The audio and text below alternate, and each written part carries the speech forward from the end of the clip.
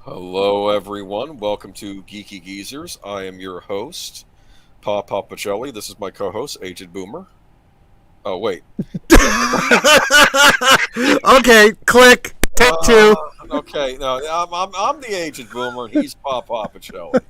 I can be PaPa Pacelli if I want to be. It's modern America. It's your show. You can do whatever the Whatever hell you I want. wanna be. People look at you a little funny, but Whatever. You know what? They need to check themselves. Then it's a free country. Never mind. well, debatably. I have to tell you, you know what I was watching last night? Huh. I missed most of the Willy Wonka stream because I was Uh-huh. watching a movie. I was watching Wrath of Man by Guy Ritchie, the latest movie by Guy Ritchie, right? Okay. I thought it was excellent. And I'm saying the Bond producers, you could have had this guy directing your Bond movie and you threw him away. I Yep. don't understand anything going on. But it was Neither do they. Jason Statham movie. It was a crime movie. It sort of unfolded in like a Pulp Fiction style, but it wasn't like a Pulp Fiction movie, if that makes any sense, because it was Sure. very straight and serious, not comedic. Okay, Right, But it right, was right. terrifying. It was basically about the people who deliver money from banks, and then robberies that happened, and Yeah. twists and turns, and people are not who you think they are, and it was good, Cool. solid movie. Good movie, but so that was an MGM Warner's release, so good on them. But and again, it just makes me think we could have had this director making a Bond movie, and we didn't. A lot of firepower in it too, with no rubber guns too, so that was good. Okay, Well, yeah, that's going to be a thing of the past, I guess. I don't know. We'll see. I don't know. Pardon The me? smart thing for Mr. Johnson to do. You're louder than Boomer. Oh, okay. What's wrong? Horizon Talker is saying that I'm way too loud, so I'm backing off my mic. Oh, okay. But let's see here. CW is remaking the Waltons. That might be next week's story. I'm gonna have to look for that. I don't even want to. You don't want to know. CW. I'm sorry. They have no business. I mean, that would be like CW remaking fucking Touched by an Angel or something like that. Yeah, Fuck wouldn't that that be shit. something more along the lines of like a Pure Flix type of thing? Wouldn't it make more sense for them to do something like that? They don't do television though, but like No, I think that it's just CW looking to shit all over something else again. maybe. Yeah, I guess it's odd that they're remaking it though. Hello, Nanette. Let me say hi to the chat real quick. Auditor Dread, welcome. Team Ghost Planet, welcome. Hold on.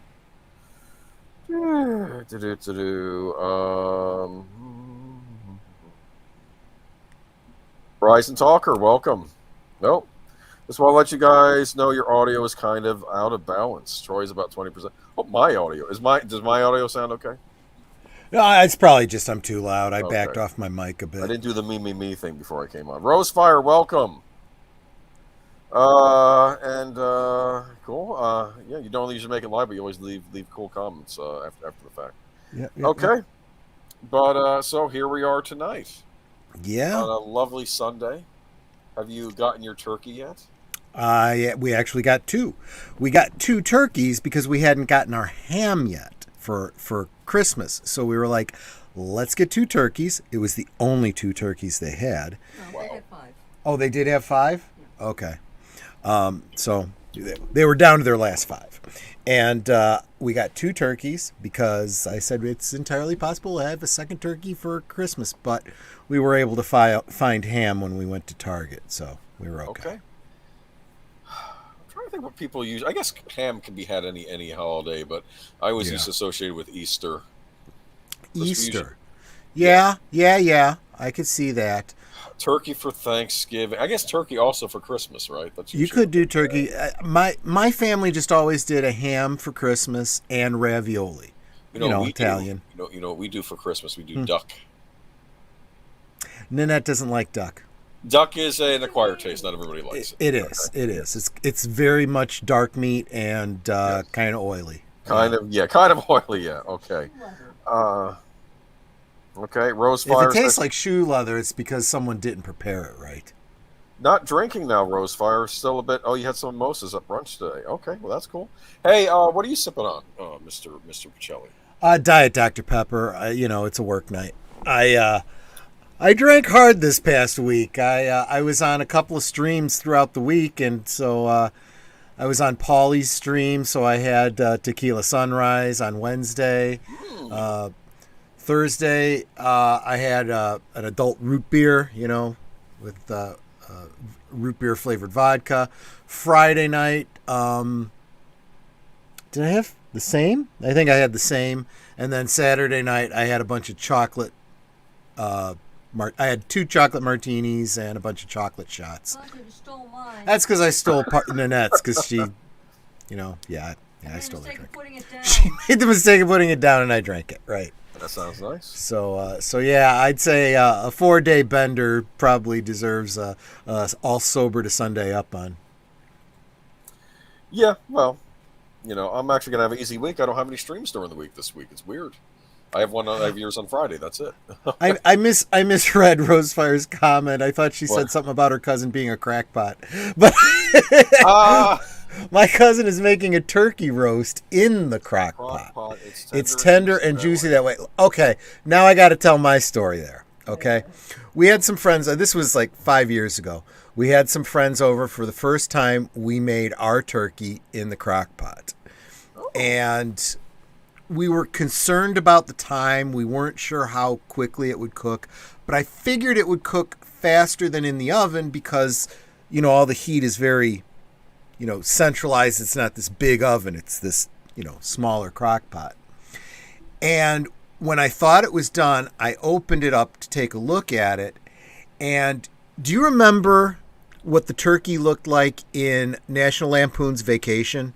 Where he goes to split it open and it pops open and it's dry and dust. Yeah, I love that. It was split open at the chest like that. And I thought, oh my God, I overcooked it. It's dry. I've ruined the turkey. Went to pull it out and all the bones started coming out. It was so moist, the thing literally flippin' fell apart. It was the best tasting turkey I'd ever had. Really? But there was no way I could carve the fucker. I had to literally tear pieces off of it. I used 2 forks to tear pieces apart because it was so moist. Done all the way through, no doubt about it. Okay, well, if it tastes good, what more can That's what my guest said too. Okay. I'm sorry I can't serve, the bird and I couldn't even serve a drumstick. I went to grab the drumstick to cut it off and the bone of the drumstick slipped out of the meat.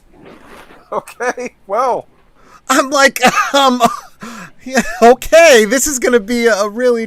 So I basically started the meal, and my buddy who was visiting helped me with this.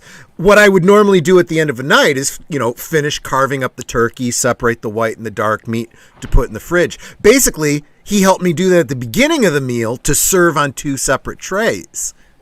And it was like, okay, just take what you want. And everybody said, wow, this is absolutely the most tender, most moist bird I've ever had. Huh, that's interesting. Yeah. Maybe I have to try that sometime. Maybe not on Thanksgiving, but at least just for a regular meal. But, it's worth a try. I'll tell you, it did make the cleanup a lot easier afterwards, too. So There's that. Plus, I'll admit, I love turkey, but then when you have to put it in the fridge, you got to wet a towel to put over it, and it's all this. It's kind of a pain. And I can never get it to reheat quite properly either. That's why I tend to like to eat it cold. See, we just kind of take the meat, wrap it in plastic, put it in, because we only keep it in the fridge for about, 3-4 days, we're using it for like sandwiches. Yeah. After that, I take everything we have, chop it up, throw it in a pot with a bunch of broth and rice, and I make soup. There you go. It's like a Christmas story. Remember they mentioned, all gone, all the gallons and gallons of turkey soup, turkey sandwiches. They were explaining all the stuff you do with turkey. I'll tell you, I love all that stuff, but we've pretty much got it down to a science where we get all the different dishes that we like over the next week or two out of that turkey that we like. No waste, nothing really spoils, and and I'll tell you with the soup, if you make too much, you just freeze it, heat it up throughout the year. Later. And the raccoon really likes the carcass. Yeah, so we throw out like you know when you get down to the bones and you're having a hard time getting you just put that out and that raccoon's going to come and be a happy little Oh my goodness. trash panda. Yeah. Trash panda. Oh, that was funny in Guardians of the Galaxy too when somebody says trash panda and Rocket doesn't. Is that a good thing? Yeah, He doesn't that's know a it. good thing. Yeah, yeah. He has no idea what neither trash nor panda is. That's funny. Yeah. Lots of things in the crock pot. I've done like a pot roast in the crock pot. That's not bad. Do that in the crock pot. Okay, but we got time's a wasted. Oh, welcome to Topia, by the way. Welcome to the chat. Yeah. We need to talk about the good old days. And it's funny, you said Boomer's Choice tonight, right? Right. I was like, I don't know if we have 2 hours to talk about the TurboGrafx 16. That is coming, by the way. Okay. You don't know what that is, do you? You know, there's no reason you couldn't do a whole separate show about it, you know, do it as an edited thing and put it out. We'll see. But if I learned anything from college, brevity is the soul of wit when doing presentations. True. Can I tell you a story? Sure. One thing you do learn in some of these college English classes is they have you do these 15-minute presentations. I think that was just a matter of course for a lot of different courses in college. You'd have to do a short presentation, right? And the idea was, I think they're trying to train you for like if you're in a boardroom, you know, doing a presentation there, or if you're teaching or anything else. And I was pretty good at that. Mine were always to the point, and they'd be over in like 10, 15 minutes, okay? One person, though, they kept throwing out all this information, and they kept going on and on and on. They got into trouble. Okay, so yeah, there is something to be said about meandering on for too long about one subject. But anyway, though, say hi to Big Al. He just dropped in. Hello, Big Al. Anyway, we are going to talk tonight for our good old days. Troy mentioned it. Makes perfect sense. Don't know why I didn't think of it. Especially with the movie coming out this Friday. Yeah. We're going to talk about our good old days memories of... Hey, did you miss us? The Ghostbusters. Ghostbusters. Oh, Ghostbusters. When did that premiere? Was that 86? 84. 84, okay. That would have been my freshman year in high school. Yeah. Okay. Yeah. And that, I was a younger tyke. I was like elementary school, okay? Second grade. Maybe right after second grade for me, maybe between second and third. By the time Ghostbusters rolled out, I'd already seen Animal House. I'd seen the Blues Brothers. So I was kind of already in the mindset of where they were going with the Ghostbusters. So I was pretty keyed up for it. Yeah, I knew nothing about it at all. I think I did recognize maybe Bill Murray, but I wouldn't know what from, because what would I have seen him in prior to that? Maybe Stripes. No, I didn't see. But Stripes. you might not have seen that kind of stuff. I was a kid. I was like 7 or 8, and we go to the theaters, and I, of course, at that point, I was in my monster phase. I love like the Universal monsters. Sure. All those things. But Wolfman's got nards. Wolfman. Yes, that one I never got around to seeing because they didn't play it on TV. But I had the Wolfman. I had the Wolfman action figure. I read about him, but in books. But so I go to see Ghostbusters, and here's the thing: someone's argued that these Universal monster movies, at least for kids today, and I would argue even for myself, they're what's known as maybe safe monsters. Like they're creepy, and I can even understand how audiences when they first premiered were scared, but they're safe. I can watch those. I don't have to worry about having nightmares. But the 80s was not the era of that. The 80s was the era of Jason and Freddy and Creep Show. My older siblings trying to get me to watch Creep Show. No, not Creep for a Show kid. was That movie creepy, still freaks me out. Okay, but we'll talk about Creep Show. And we're also talking about the era where there was a wide gulf between PG and R. You know, so PG contained some pretty heavy stuff that would eventually be considered PG-13. It did. Yeah. I mean, I was watching. 84 was also the year Gremlins came out. And I loved Ghostbusters. I loved Gremlins. They both have a similar level of comedy to somewhat horrific, you know.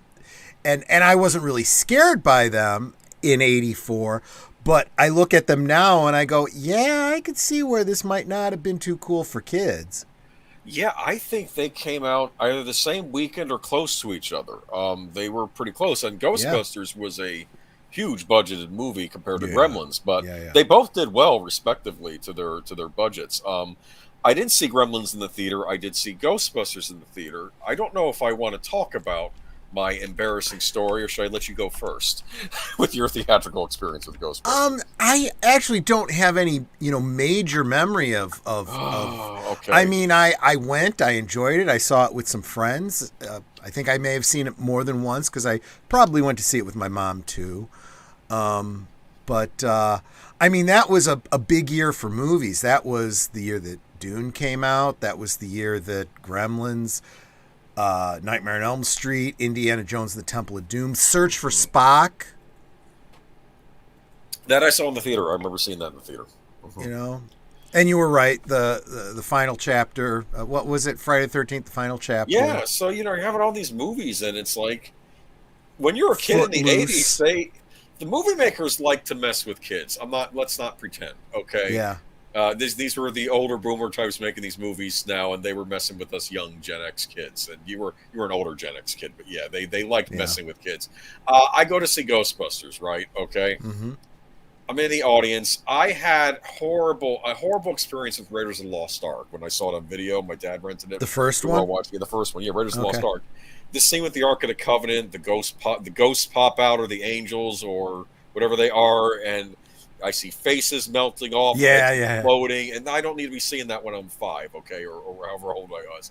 And I went into Ghostbusters, and I was ready, and then we have the librarian scene. Yeah. Oh, I don't know if I want to tell this story. Okay. Well, you've kept me waiting now for over a half hour. I gotta hear this. All right, that's my tick. Okay. So the librarian thing, I see the thing, and the librarian says, "Get her!" And then she turns into a horrible monster. I freaked out so badly, I buried my head in my knees and didn't look up for the rest of the movie.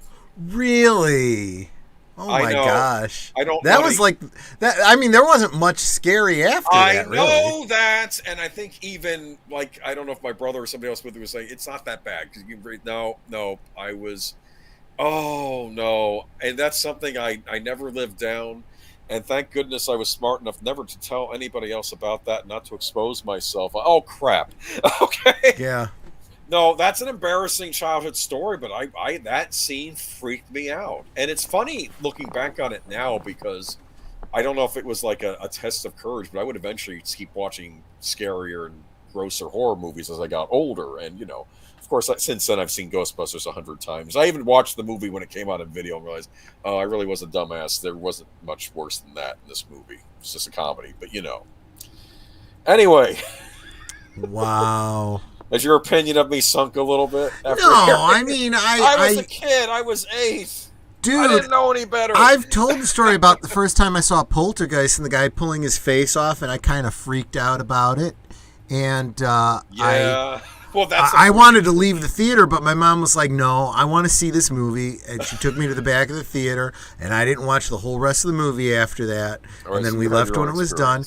And then some friends were playing it at a Halloween party. And I'm like, okay, I need to leave now. And they had purposely stopped it and started it up again when I got back. I'm like, you sons of bitches, Yeah. But because that's what people do, right? Because kids are assholes, yeah. Yeah.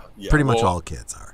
Luckily, I was smart enough to mention my horror story to a cousin who kind of was just thought it was sad or whatever that I did that, So I was smart enough never to mention that to anybody I went to school with after that, because that would have been one of these things, not quite as far as wetting your pants, but it you know what I'm saying? Yes, anyway, I that's absolutely my do. embarrassing Ghostbusters story.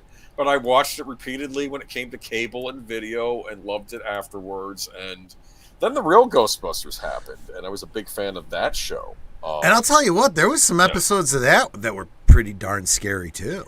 There were episodes of that would have made great bases for sequel movies. Yeah. Yes. No doubt about it. So are you completely tarnished from Ghostbusters now? You're not going to go see Afterlife? No, I even saw 2 in the theater when it came out, okay? I was older at that point, and I'm like, I want to see Ghostbusters 2. Didn't like it as much as the first one. No, it wasn't as good, but it was still good. there's half a good movie in there. I've realized that. Like the first half is actually spot on. You have the great Peter McNichol, who I love. He's a great comedic actor. The guy with the Dana's artist friend guy who's helping her restore the painting. Yeah. With the curly hair. He's a great comedic actor. That I know more from Ally McBeal. I think. The Biscuit. He was on Ally McBeal, and if you want to see another series which he's funny on, Numbers, the show that happened later, he's on that. I've seen some episodes of Numbers. I didn't watch it avidly. Yeah, it was all right. It's you solve crimes with math. Judd Hirsch was on it too, but anyway. The power of math, people. Well, at least that was not in your face. Well, at least the people writing that show understood math, or at least. Yeah, good point, right? I'm sorry. Anyway, though, but let's get back to the original Ghostbusters. What was your impression? How big of a deal was it for you when you saw it? Now keep in mind too, this was kind of before my cosplaying days, so I wasn't really getting into that. But right on the heels of Ghostbusters is when they kind of started that whole, the real Ghostbusters, and the cartoon started. Although I wasn't quite as into the cartoons as my brother was, the whole Saturday morning kind of thing. Right. He kind of started getting into it, and he got some of the toys, and especially some of the role-playing toys. He had the blue, proton pack, and he had the Neutrona one that shot the little, foam poppers. My mom kind of, I don't want to say pushed him into those, but got them for him with the whole idea that, because he was a very sensitive kid. He was on the spectrum. Right. And so he was always very afraid of, he was sensitive to things like, if we'd have seen the real the original Ghostbusters movie, he would have had a similar story like you did. Yes. Okay. We'll just put it that way, even though he was a little bit older. And he, by getting him these role-play toys, it's like he could be the guy that found the ghosts. And when he found them, he could catch them. And it gave him some agency over his fears, basically, Yeah. But what it did for me was as I'd see him playing with them and I'd help him assemble, put the stickers on, things like that, it got my engagement, so that years later I was appreciating when they started to bring back the real Ghostbusters. They started bringing back the original Ghostbusters in the style of the real Ghostbusters, and they've kind of done both. I've even seen the real Ghostbusters in the style of if they had been a live action, Interesting. kind of thing. Yeah. So yeah, I kind of really do appreciate that. So now, as I'm, getting ready to go see Ghostbusters Afterlife, I'm kind of going through the whole, okay, well, Nanette and I have backed the proton pack, which we won't get until next year, but we know we're going to be getting it. We've got, our full kits to go to the cinema in Ghostbusters uniforms, and yeah, and they've got a lot of great book tie-ins too. I've got I've got a couple different versions of Tobin's Spirit Guide, and I got to be honest with you, I even for $4, no shipping, I got from the 2016 movie, the book that is the central story point, Ghosts from Our Past, both literally and figuratively, by Abby Yates and Aaron Gilbert, who I guess were two of the female Ghostbusters from the 2016. But it's a great little, the book itself looks really, really good. A lot of great Ghostbuster-ish, in-universe type information. I think I'm going to really enjoy this. Yeah, all right. Well, maybe you could do a video on it. Yeah, after I read through it a little bit, maybe I will, yeah. But I'm trying to think. I remember the real Ghostbusters toys, and I did like them. A lot of them came with slime. Remember that?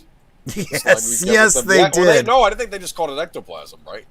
Yeah. Of ectoplasm. It came in green, and then later, after the second movie, they started doing it in like a lavender type of color. They had all kinds of colors, and I like the and you get like if each Ghostbuster figure I think came with a little ghost. You could also Yeah. buy ghosts separately, like the one that had the eyeball that popped out, and Yeah, we had that one, and they had the fright features too, where you'd squeeze something or you'd twist something, and their hair would fly up and their eyes would bug those out. are the Their ones I mouths would had. open up. Yeah, like Egon's like tongue would fly out of his mouth, like it was like getting because they're seeing ghosts. But I think that's what I like about Ghostbusters, though. You have all this horrible otherworldly stuff, but it's just regular guys are fighting with the supernatural. And that's what I like. And a lot of people have made the point that it's not just that, but it's also the entrepreneurs starting a business and then being, kept down by bureaucratic bullshit. That whole libertarian, element, which is again why I think a lot of people wanted to shit all over Ghostbusters and did the 2016, and the average middle of the road people were like, fuck you, I like that movie and you just trashed it. So I think this is going to be our big opportunity to get a little bit of schadenfreude about that. They do a similar routine when the Orlando or Universal Orlando used to have a Ghostbusters show you could see. Right? I saw it. Yes, like an effect show. Yeah. And the interesting thing was, instead of I think Walter Peck was the EPA guy in the movie, right? But since it's in Florida, they change his personality. But I'm not even sure if he was EPA, but he was like a Southern sheriff type, not understand. What are you doing here? They kind of played off of that too, which was kind of funny. So he had a bit different personality, but he was still interfering without the containment unit. What was it called again? The containment unit. Yeah. Containment unit. Okay. All right. But no, it's a great movie. I bought it on DVD, bought it on Blu-ray, and I love the toys too. I love the show, love the cartoon, and what I've seen of Extreme Ghostbusters, I've liked that too. That was a follow-up series that came out like in the late '90s, which is pretty neat. It's like a follow-up, which I have not seen, but I probably will get around to. I was actually surprised last week as I was looking at getting ready for, Ghostbusters Afterlife coming up. I realized I did not have Ghostbusters 2 on DVD. And I found it on Amazon for really, really cheap. But then, you know how it is when you buy something on Amazon, they say, oh, people that bought this also bought this.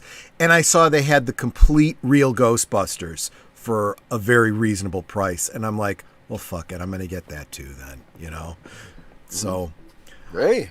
So I'm going to rewatch, because Nanette has never seen the real Ghostbusters. I'm going to take her through that, and then we'll probably start thinking about that Extreme Ghostbusters, yeah. Do you know, I know it's on Hulu. I don't know if they released it on DVD. You know what my favorite episode of the real Ghostbusters was, though? It was the episode with the house with the holes in it, right?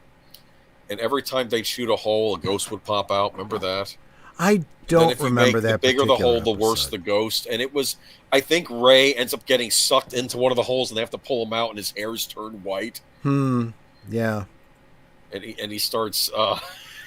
I just remember. And they say, "What did you see?" And he says, "The Outer Limits, the Twilight Zone. I love Lucy." It's like the writing was very good on the. I think J. Michael Straczynski wrote some episodes. Yeah, there was a lot of really good writing in it. In fact, trying to think. And there were some scary ones too. They did one on the Boogeyman. Yeah. And I think it kind of delved into like Egon's past traumas over the Boogeyman and whatnot. They had a great one with Sam Hain. That's what they called him in it. I know it's Samhain, but they called him Sam Hain in the. And that's how I pronounced them when I was a kid. I guess I didn't realize it was being pronounced wrong, but. Well, you didn't learn basic Gaelic when you were a kid? Come on, man.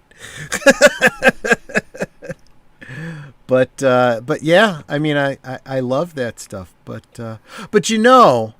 one of my and I was never big on sweets and sugary drinks, but one thing I did get a kick out of. Do you remember Ecto Cooler? I remember Ecto Cooler, yeah. Did you enjoy it? I did. Well, as much as I hated Ghostbusters 2016, at least during 2016, High C brought back Ecto Cooler as a promotional tie-in for, the Ghostbusters reboot. for a limited time, of course. Everyone's been hoping that they would do that for this as well. Sounds like they're going to. Maybe. Sort of. I sent you an article if you want to check it out. Yeah, I'll go ahead and take a look at the article. It's from Bloody Disgusting. Yes. I think you're going to be bloody disgusted by this article. Okay. All right, Team Ghost Planet. Enough on the X-Men comics.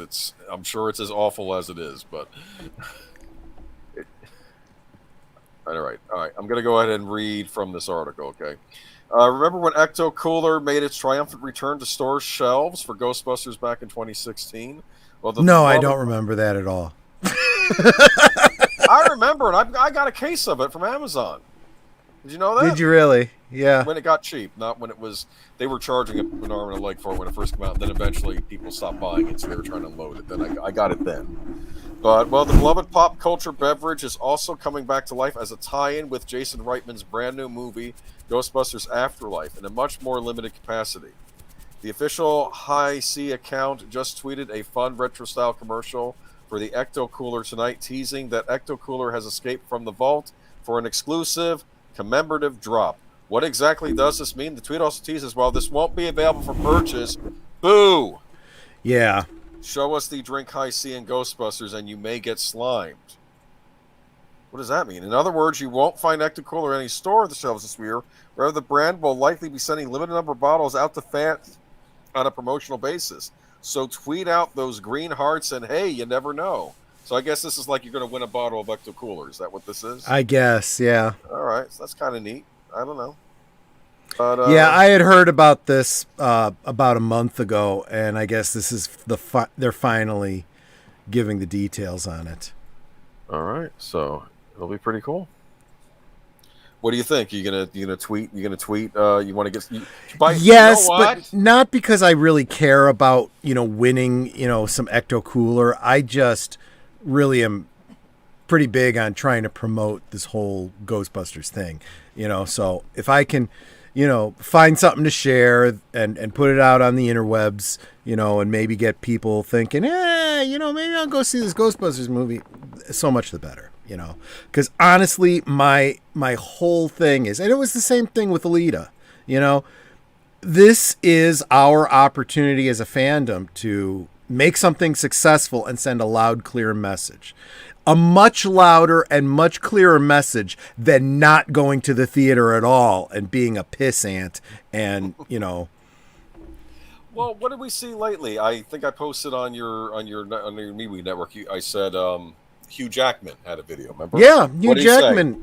He had nothing but positive things to say about, which it was kind of weird. It's like, well, he's not someone I would have thought would have had anything to say about Ghostbusters. Maybe but he just went to see it in the theater, liked it a lot, maybe got a preview because he's a star, and he said, hey, really good movie, go see it. And it's like, well, do we trust in Hugh Jackman? I do. Well, basically, okay. there have been a number of early screenings, and it's not just for celebs.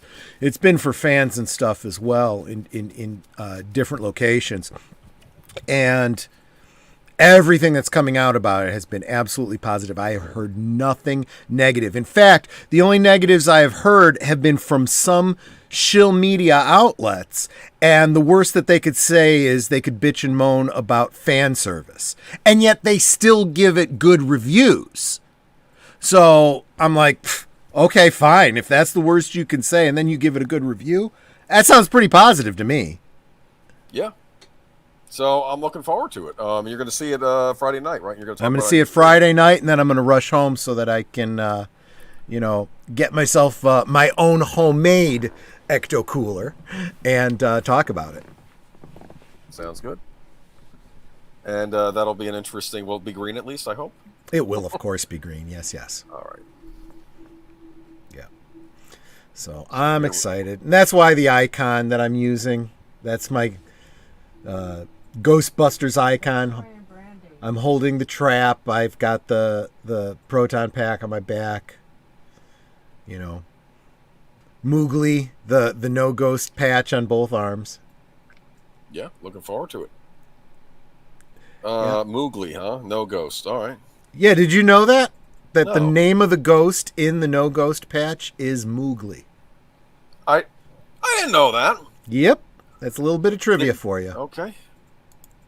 Disney Plus Day tries to deliver the goods without having many goods. Oh, have you noticed that the media is starting to turn a little bit on Disney? Yes, they I've are. been noticing this. They're not quite as enamored with everything they do. I don't know if maybe they've just gotten sick of shilling. I don't know. Well, what's going on there, here's the thing.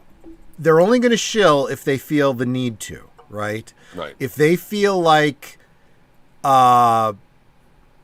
they work for Disney and they can't say anything bad about the boss, or they get a lot of perks from Disney, like, early screenings and stuff like that, they don't want to lose that, they might be more inclined to be a little bit more positive.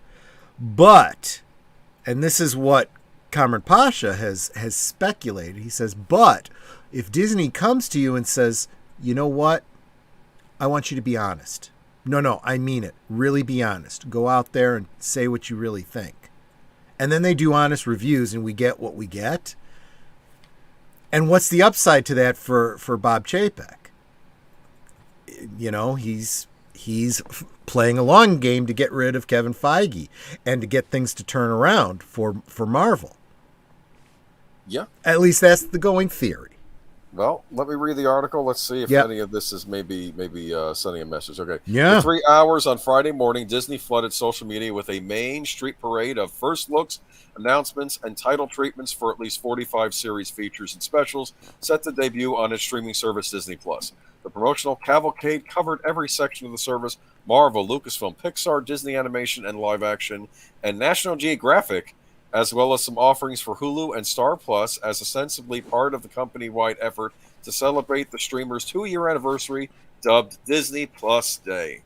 But coming just 2 days after Disney announced that Disney Plus added a meager 2.1 million subscribers in its most recent quarter, causing a 7% drop in the company's stock prices on Thursday, the motive behind the effort was plain: to remind Wall Street and subscribers alike that Disney Plus remains second to none in the breadth, depth, and quality of its content. Trust us, the mouse is saying, we've still got the goods.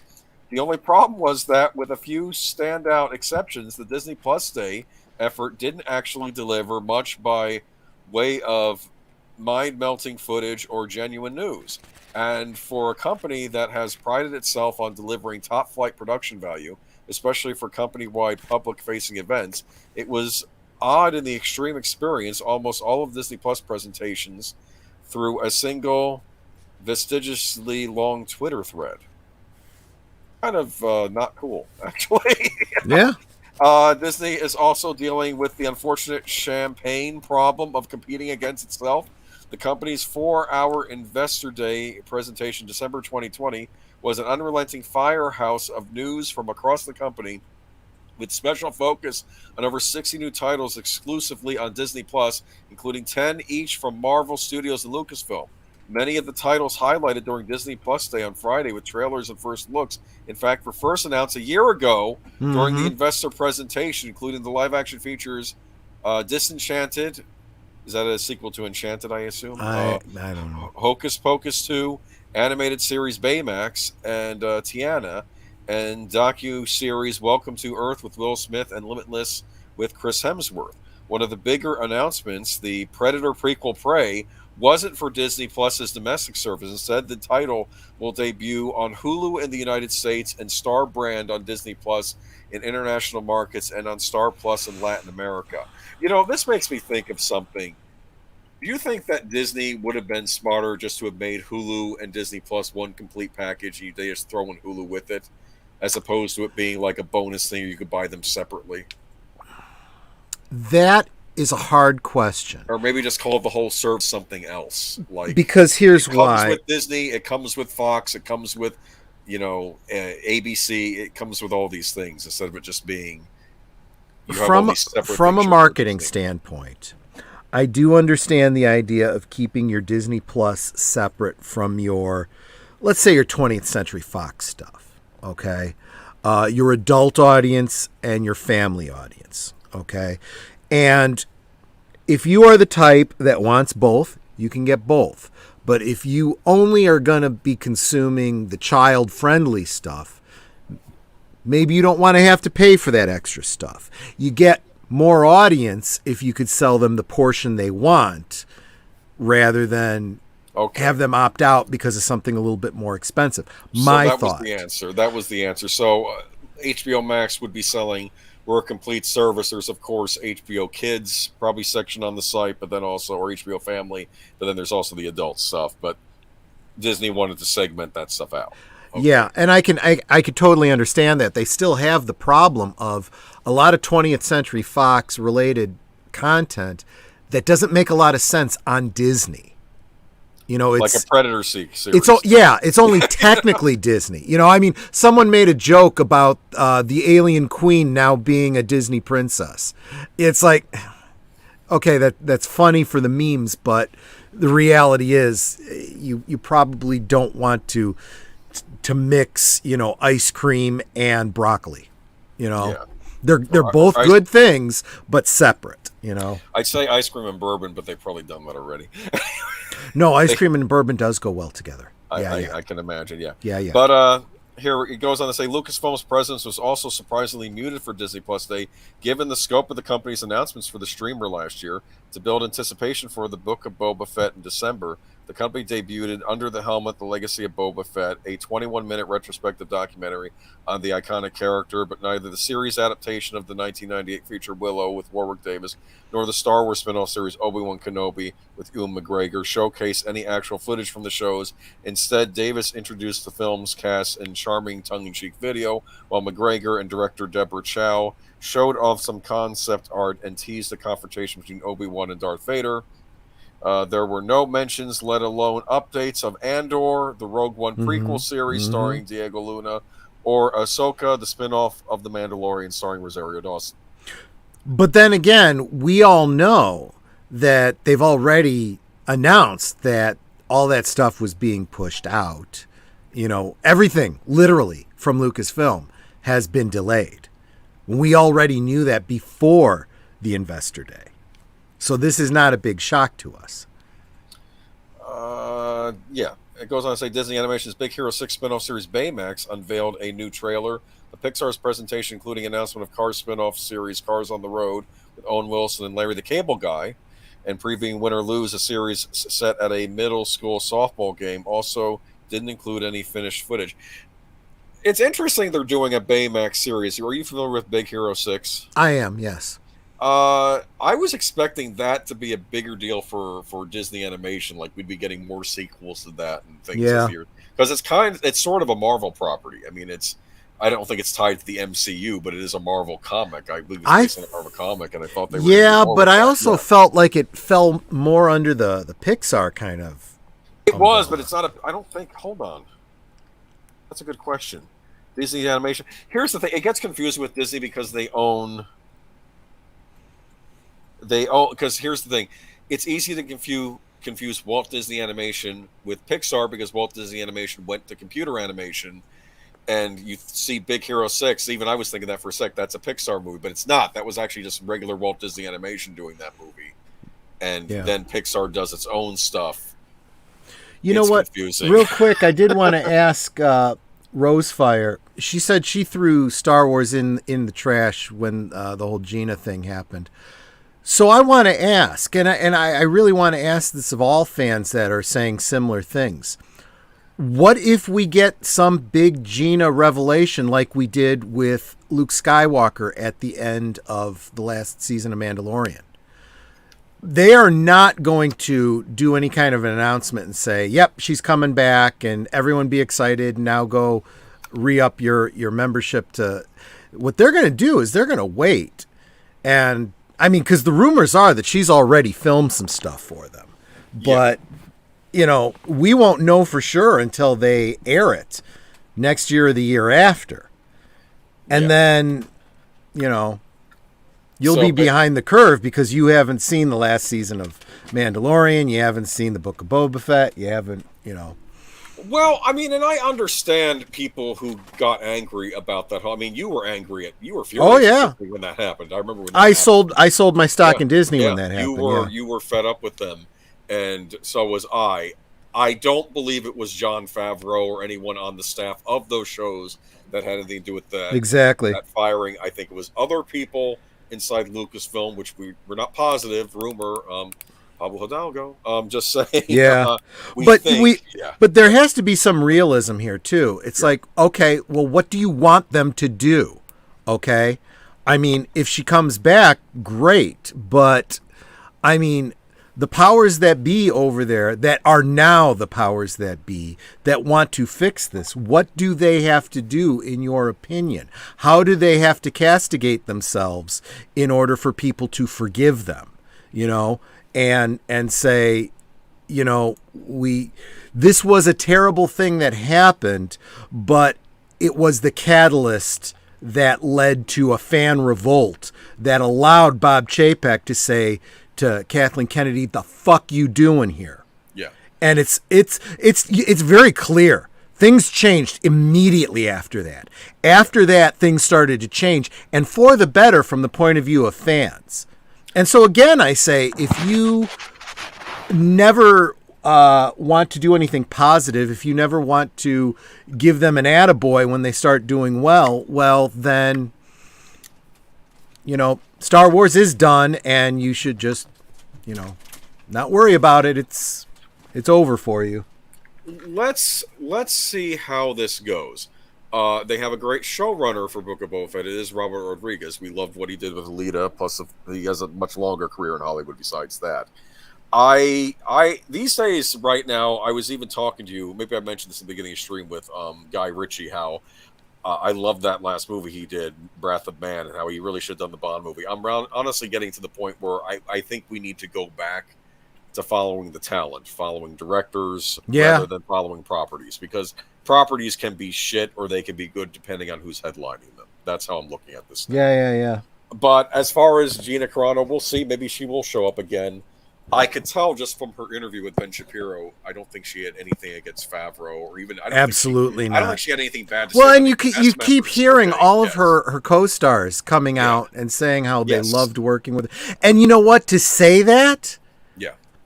They must feel confident enough that they're not in any danger from a career standpoint, you know, to say that. I would say 2 years ago, they would have been committing professional suicide to come out and say anything positive about Gina Carano. So. Yeah. Well, yeah, I see what you're saying, Rosefire. If they can't get you back, they can't get you back. Okay. But. Well, yeah, and this is what it comes down to. I mean, just like there's a small minority of people that, you know, we call Raylos, that for whatever reason think the sequel trilogy is the bestest ever, and, you know, are, you know, all, you know, getting happy time with themselves when they think about, you know, Ray and what's his name, the Dark Edgelord. You know, there's a small minority of people that just, you know, I loved Star Wars so much and now it's gone and now I can never ever enjoy it again, you know, so. But I think the vast majority of people are more middle of the road and they go, yep, stuff was shit, but things are coming back, you know. Yeah. As far as a public apology, maybe in about 30 years. Yeah, that's not the way Hollywood works. They're not going to admit they're wrong until everybody when you see stuff like Luke Skywalker, you know, at the end of Mandalorian, okay, and you see other things like that, when you see them when you see them retconning over the sequel trilogy, that really is the way that Hollywood apologizes to you. You know? Yeah. So wait and see. Maybe we will see Gina back. That's what I'm keeping my fingers crossed on. And although Horizon Talker does make an excellent point here. Personally, I understand your behind the curve argument. If I like something, catching up on it after it's clear that it's worth getting into is half the fun. Honestly, boy, talk about making me eat my words, Horizon Talker. That's exactly how I was with Mandalorian. I went a whole season not watching it before you know, You I were think done. it was mostly Big. Wars. Yeah, it was mostly Big Al who convinced me to check it out, and then I binged it, and I was like, "Holy shit, this really is different." The only reason, like, everyone, lots of people who've seen it have all eaten their words and said this was a really great show. Yeah. Now, they had that horrible snafu, which I believe was an attack on these productions by people in Lucasfilm that didn't like The Mandalorian, don't like what Favreau, Filoni, now Robert Rodriguez are doing with Star Wars. They want to do their own crap, woke crap that nobody wants. Or, you know, and they don't like this television stuff basically making them look bad because sequel trilogy was tragic. Was awful anyway. Well, you're absolutely right, and I mean, think about it. Think about what it means when you are doing something good that the fans like, and then something like this Gina Carano thing happens, right? That actually sends a very loud message too. Matthew 5:10, blessed are they that are persecuted for righteousness' sake, for theirs is the kingdom of heaven. You know what? The persecution comes when you're doing something right. The evil forces want to mobilize against you, and that's what the whole Gina Carano thing was. So you're kind of playing into their hands if you give them that victory. If you are walking away from Star Wars and saying never again because of that, well, then Kathleen Kennedy won. Congratulations. You just helped her win. Yeah.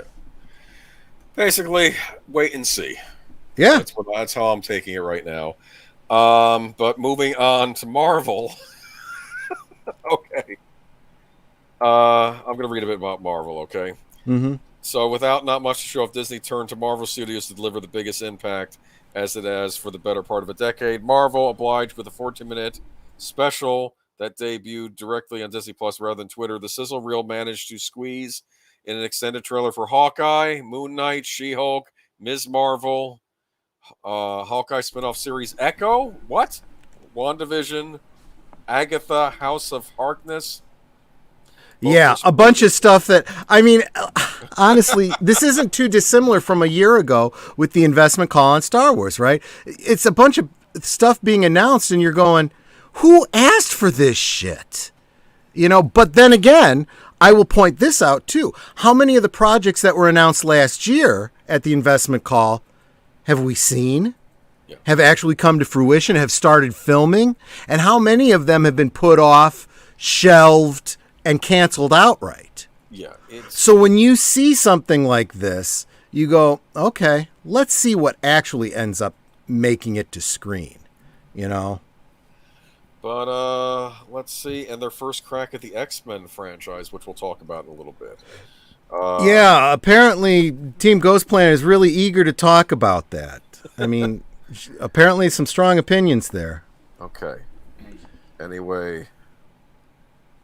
Whoa. Team Ghost Planet, watch the language, please. Yeah, that's... Okay. I was calling for the help of a blue wrench. Yes, I mean, because, come on. Please stop that, please. Okay. All right. Anyways. Disney Plus hits... Okay, so next article is Disney Plus hits slow down to add 2.1 million subscribers, misses Wall Street expectations. Okay. All right, let me go ahead and post this. So they are not doing... I'm sorry, which article are we on? Variety. Okay. Yeah. Disney Plus, I'll read it real quick from it. I don't have too much to say. They kind of run into each other. This in the Hollywood Reporter article. Yep. I don't think the investors are too happy right now. No. From the sound of it. Okay. Another quarter goes by without a dividend. Okay. All right. So Disney Plus slammed on the brakes in the most recent quarter, gaining 2.1 million subscribers, the streamer's slowest growth since 2 years ago. As of October 2nd, Disney Plus had 118.1 million paid subscribers worldwide, inching up from 116 million at the end of the prior quarter, the company said in reporting its fiscal quarter 4 2021 results. Disney Plus slammed on the brakes in the most recent quarter, gaining 2.1 million subscribers, the streamer's lowest growth since launching 2 years ago. It is still growth, though. I mean, I'll say that for it. As of October 2nd, Disney Plus had 118.1 1 million paid subscribers worldwide, inching up from 116 million at the end of the prior quarter, the company said in its first fiscal quarter 4 2021 results.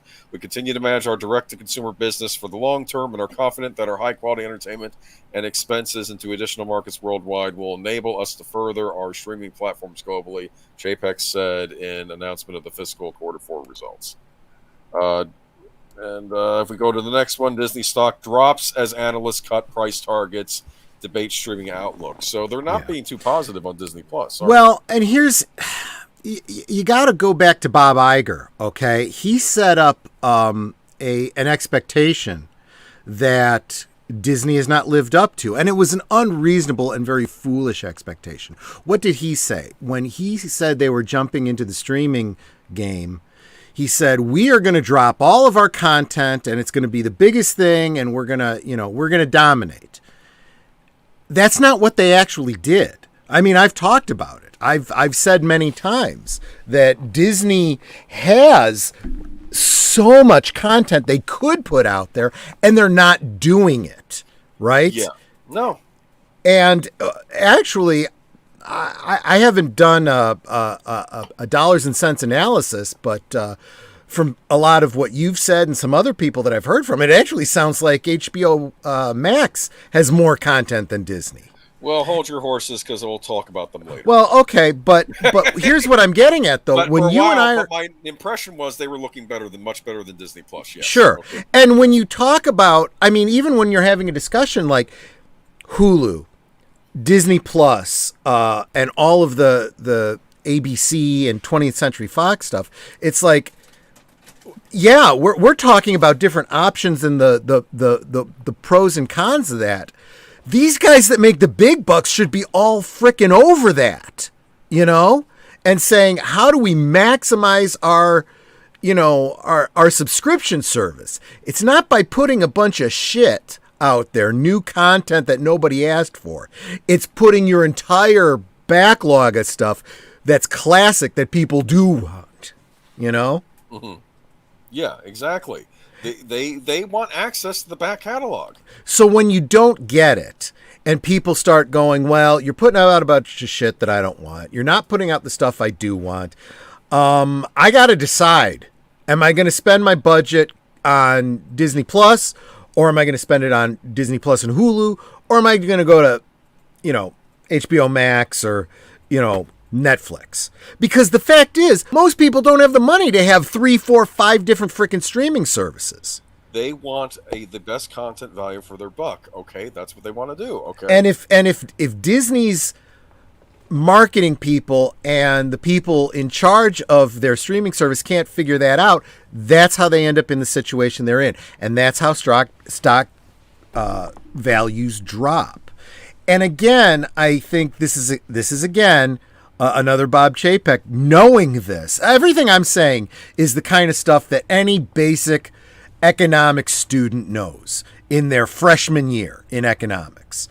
Bob Chapek knows this stuff, okay? And he is now coming in and dealing not with dollars and cents and what's good business, but teaching that to the dumbasses that are still playing political patty cake. Yeah. I think of patty cake. I think of Roger Rabbit now. But anyway, go ahead. I'm sorry. I kind of intended that. That was not an unintended, implication. But and that's the problem. So he is taking people that are making bad decisions, letting them make their bad decisions, and letting them reap the obvious consequences. I told you how it seems that he's done that with Kathleen Kennedy. It seems like he's doing it now with Kevin Feige. And I think he's now also doing it with whoever is making the decisions about what goes on their streaming service. And he's going, get your shit together or get your shit out of here. Yeah. I don't know. I'm hoping Chapek can fix this mess. Because honestly, that brings us right into our next article. This is actually, you shared this with me and I laughed audibly. Now, this is under the rumor category, yes, capital R for rumor. Yes. I found this hysterical. And I think everybody knows exactly what I'm going to say about this. Well, I initially thought you might want to do this on the Friday stream. I wasn't even thinking we'd do it here, but we can talk about it because we typically don't spend a lot of time on Star Wars on this channel, even though it is a major part of the. Well, I try to stay away from it because, as you see just from our own chat, we have some very polarized opinions here. People are what bothers me is the people that have absolute black pill negative feelings and then try to make you feel less than for being hopeful, and I'm just sick of it. That we get too much of that from the politics and social media in this world right now. Yeah, someone was bringing up a certain political commentator on Friday. I remember that. Yeah. But rumor: Kevin Feige Star Wars movie taps Eternals director Chloe Zhao. Right? See, you see it as funny as I do. I mean, after the Eternals. You really want to set her loose on something Star Wars related? Fuck that shit. You take this seriously? I take it seriously in that I think this is another one of those rumors. You think this is a feeler? This is the kind of thing that somebody brought up at a board meeting, and Bob Chapek says, "Oh, interesting idea. Let's leak that to the media and see how people react to it." Okay. Knowing full fucking well how people are going to react to it. A new rumor claims Eternals director Chloe Zhao will helm the mysterious Star Wars film from Marvel Studios. President, Marvel Chief Creative Officer Kevin Feige. One Take News reports that Zhao is in final talks to direct the movie, though the outlet also notes the deal may already be done. In September 2019, it was announced that Feige would produce and develop a Star Wars movie with Lucasfilm President Kathleen Kennedy. We are excited about the project Kathy and the Lucasfilm team are working on, not only in terms of Star Wars, but also Indiana Jones and reaching into the other parts of the company, including Children of Blood and Bone with Emma Watson Fox. Then Walt Disney Studios Chief Creative Officer Alan Horn said, with the close of the Skywalker saga, Kathy is pursuing a new era in Star Wars storytelling, and knowing what a diehard fan Kevin is, it made sense for these two extraordinary producers to work together. Since then, there's been little movement on the project, save for the addition of Loki writer Michael Walden, another winner. Even Feige himself has reportedly played coy when asked about the film. We're thinking that we're not, that is, everything you've heard that has been leaked, he said. It's not stuff we've officially announced or gotten into, so suffice to say the focus is on all the number of Marvel things we're working on. The what, where, when, and how of that Star Wars movie, I don't know. I'm excited for the Book of Boba Fett and Rogue One show, and the Obi-Wan show, and Patty's movie. Yeah, everyone at Disney is excited for everybody else. Patty's movie that got scrapped. No, See, that's been postponed for a special. It's been postponed by a year. Yeah, no, it's not happening. It's not fucking happening. And this is, guys, anything Kevin Feige wants to do that's Star Wars related, just remember Rian Johnson's trilogy. That's not happening. He's going to keep talking about it, and you're going to keep seeing articles about what Kevin Feige wants to do with Star Wars and how he wants to bring Chloe Zhao in, and he wants to do this and he wants to do that. And 2-3 years from now, he'll still be talking about it, and they'll already be on to other things, and it'll never happen. And then you'll hear Kevin Feige say, I'm going on to another studio. Goodbye. Okay, yes. Maybe Kevin Feige will make Knives Out 2.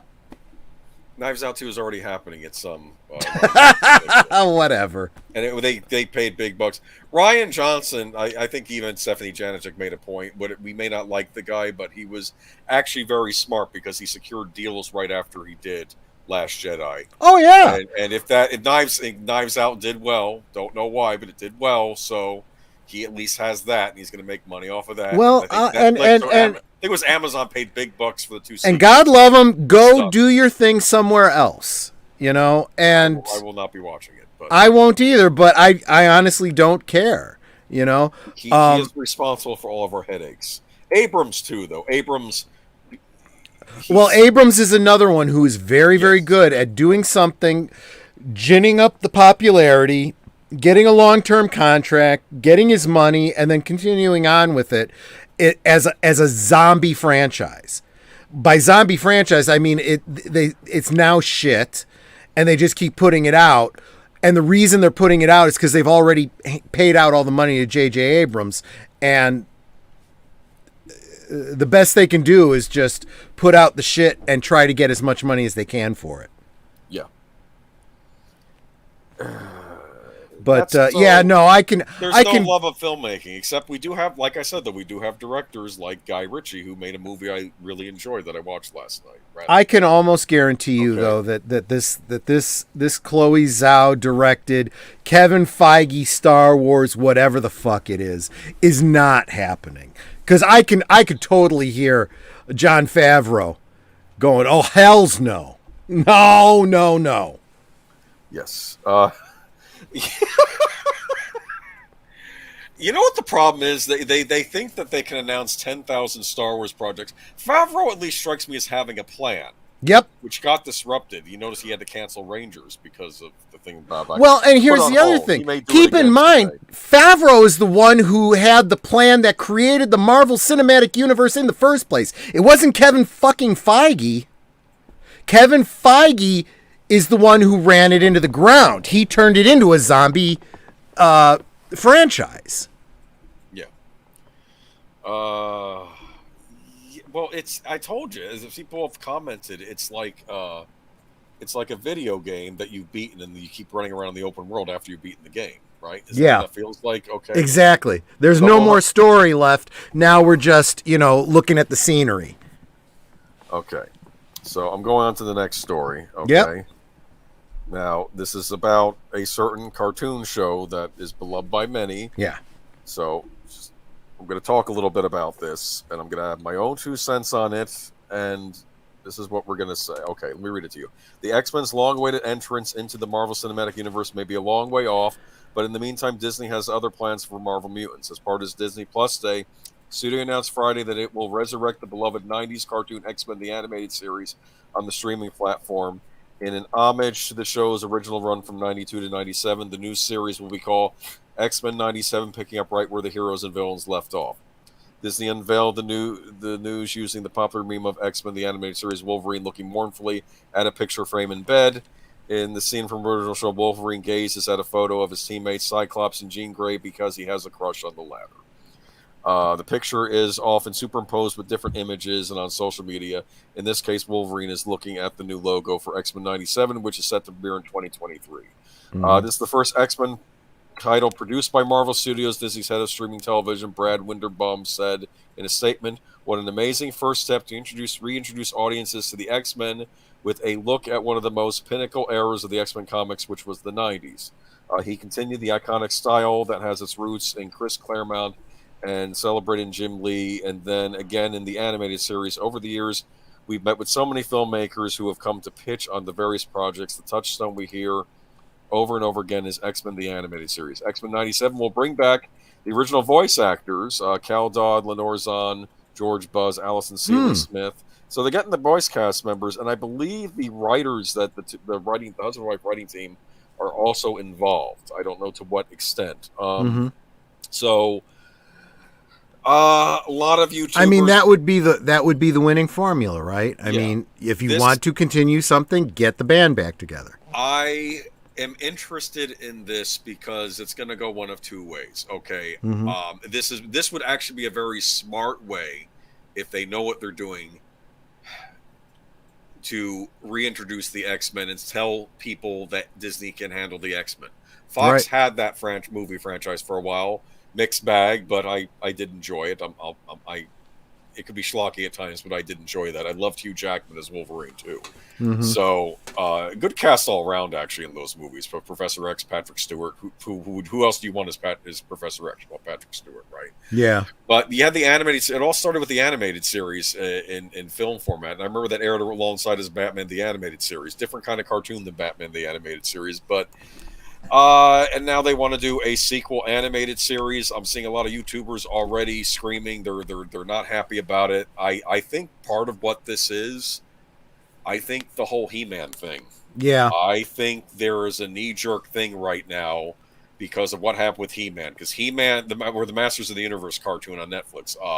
Oh, we're big fans. I'm Kevin Smith. I'm Mr. Geek Culture, and we're going to do it to honor. Then it comes out, and it's everybody flips their flips out because it apparently did everything but honor the original series. My I mean, it's not problem with finished that, look, I get that. Yeah. I get that. The Okay. fans are They're jaded. I get it. very jaded from all their seeing over and over and over again their franchises being shit on. But you got to do apples to apples comparisons, okay? If it's the He-Man thing you're concerned about, there are huge differences here. Okay? This sounds like and I don't I'm speaking very much as an outsider on this.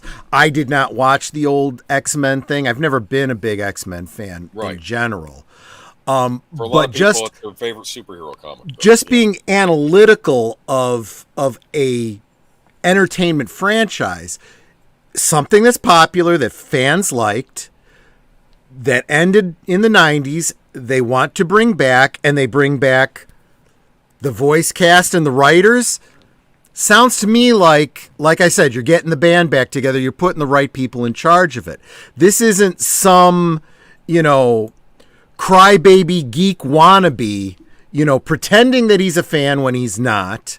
Who knows? He's actually gone on record saying he never liked He-Man in the first place, but now he's a big fan that used to run home and watch it after school. And no, we are getting some of the voice actors, but they're all going to be playing different roles. And we're bringing in other people to play the main roles. And we got different writers, and we're going to do things differently because they don't have the rights to make a direct continuation. Whereas of He-Man, yeah. Whereas it sounds to me like this is the perfect storm of they have the rights to do everything, they have the right people in charge, and they're not trying to bulk it up with, some celebutard who has no knowledge of the project. Now, as has been pointed out by several people, the X-Men comic book has not been in good shape like most of Marvel comics lately, okay? Yeah.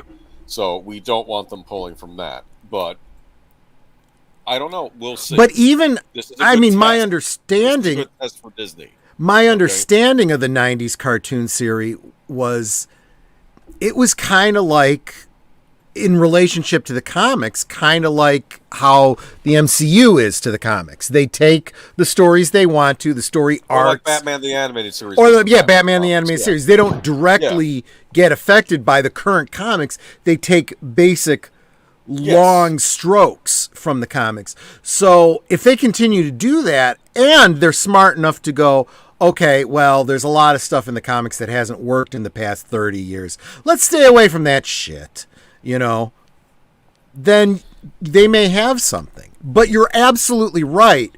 They need to make this good. They can't fuck around with it and do their gender bending, patty cake shit. And then have people go, well, fuck, I have no hope then for an X-Men movie now. Now, Disney, this is if Disney's being smart. As we've known, there are smart people and very stupid people over at Disney. So I'm not sure quite who's producing this or who's in charge, but here's the idea why this is important.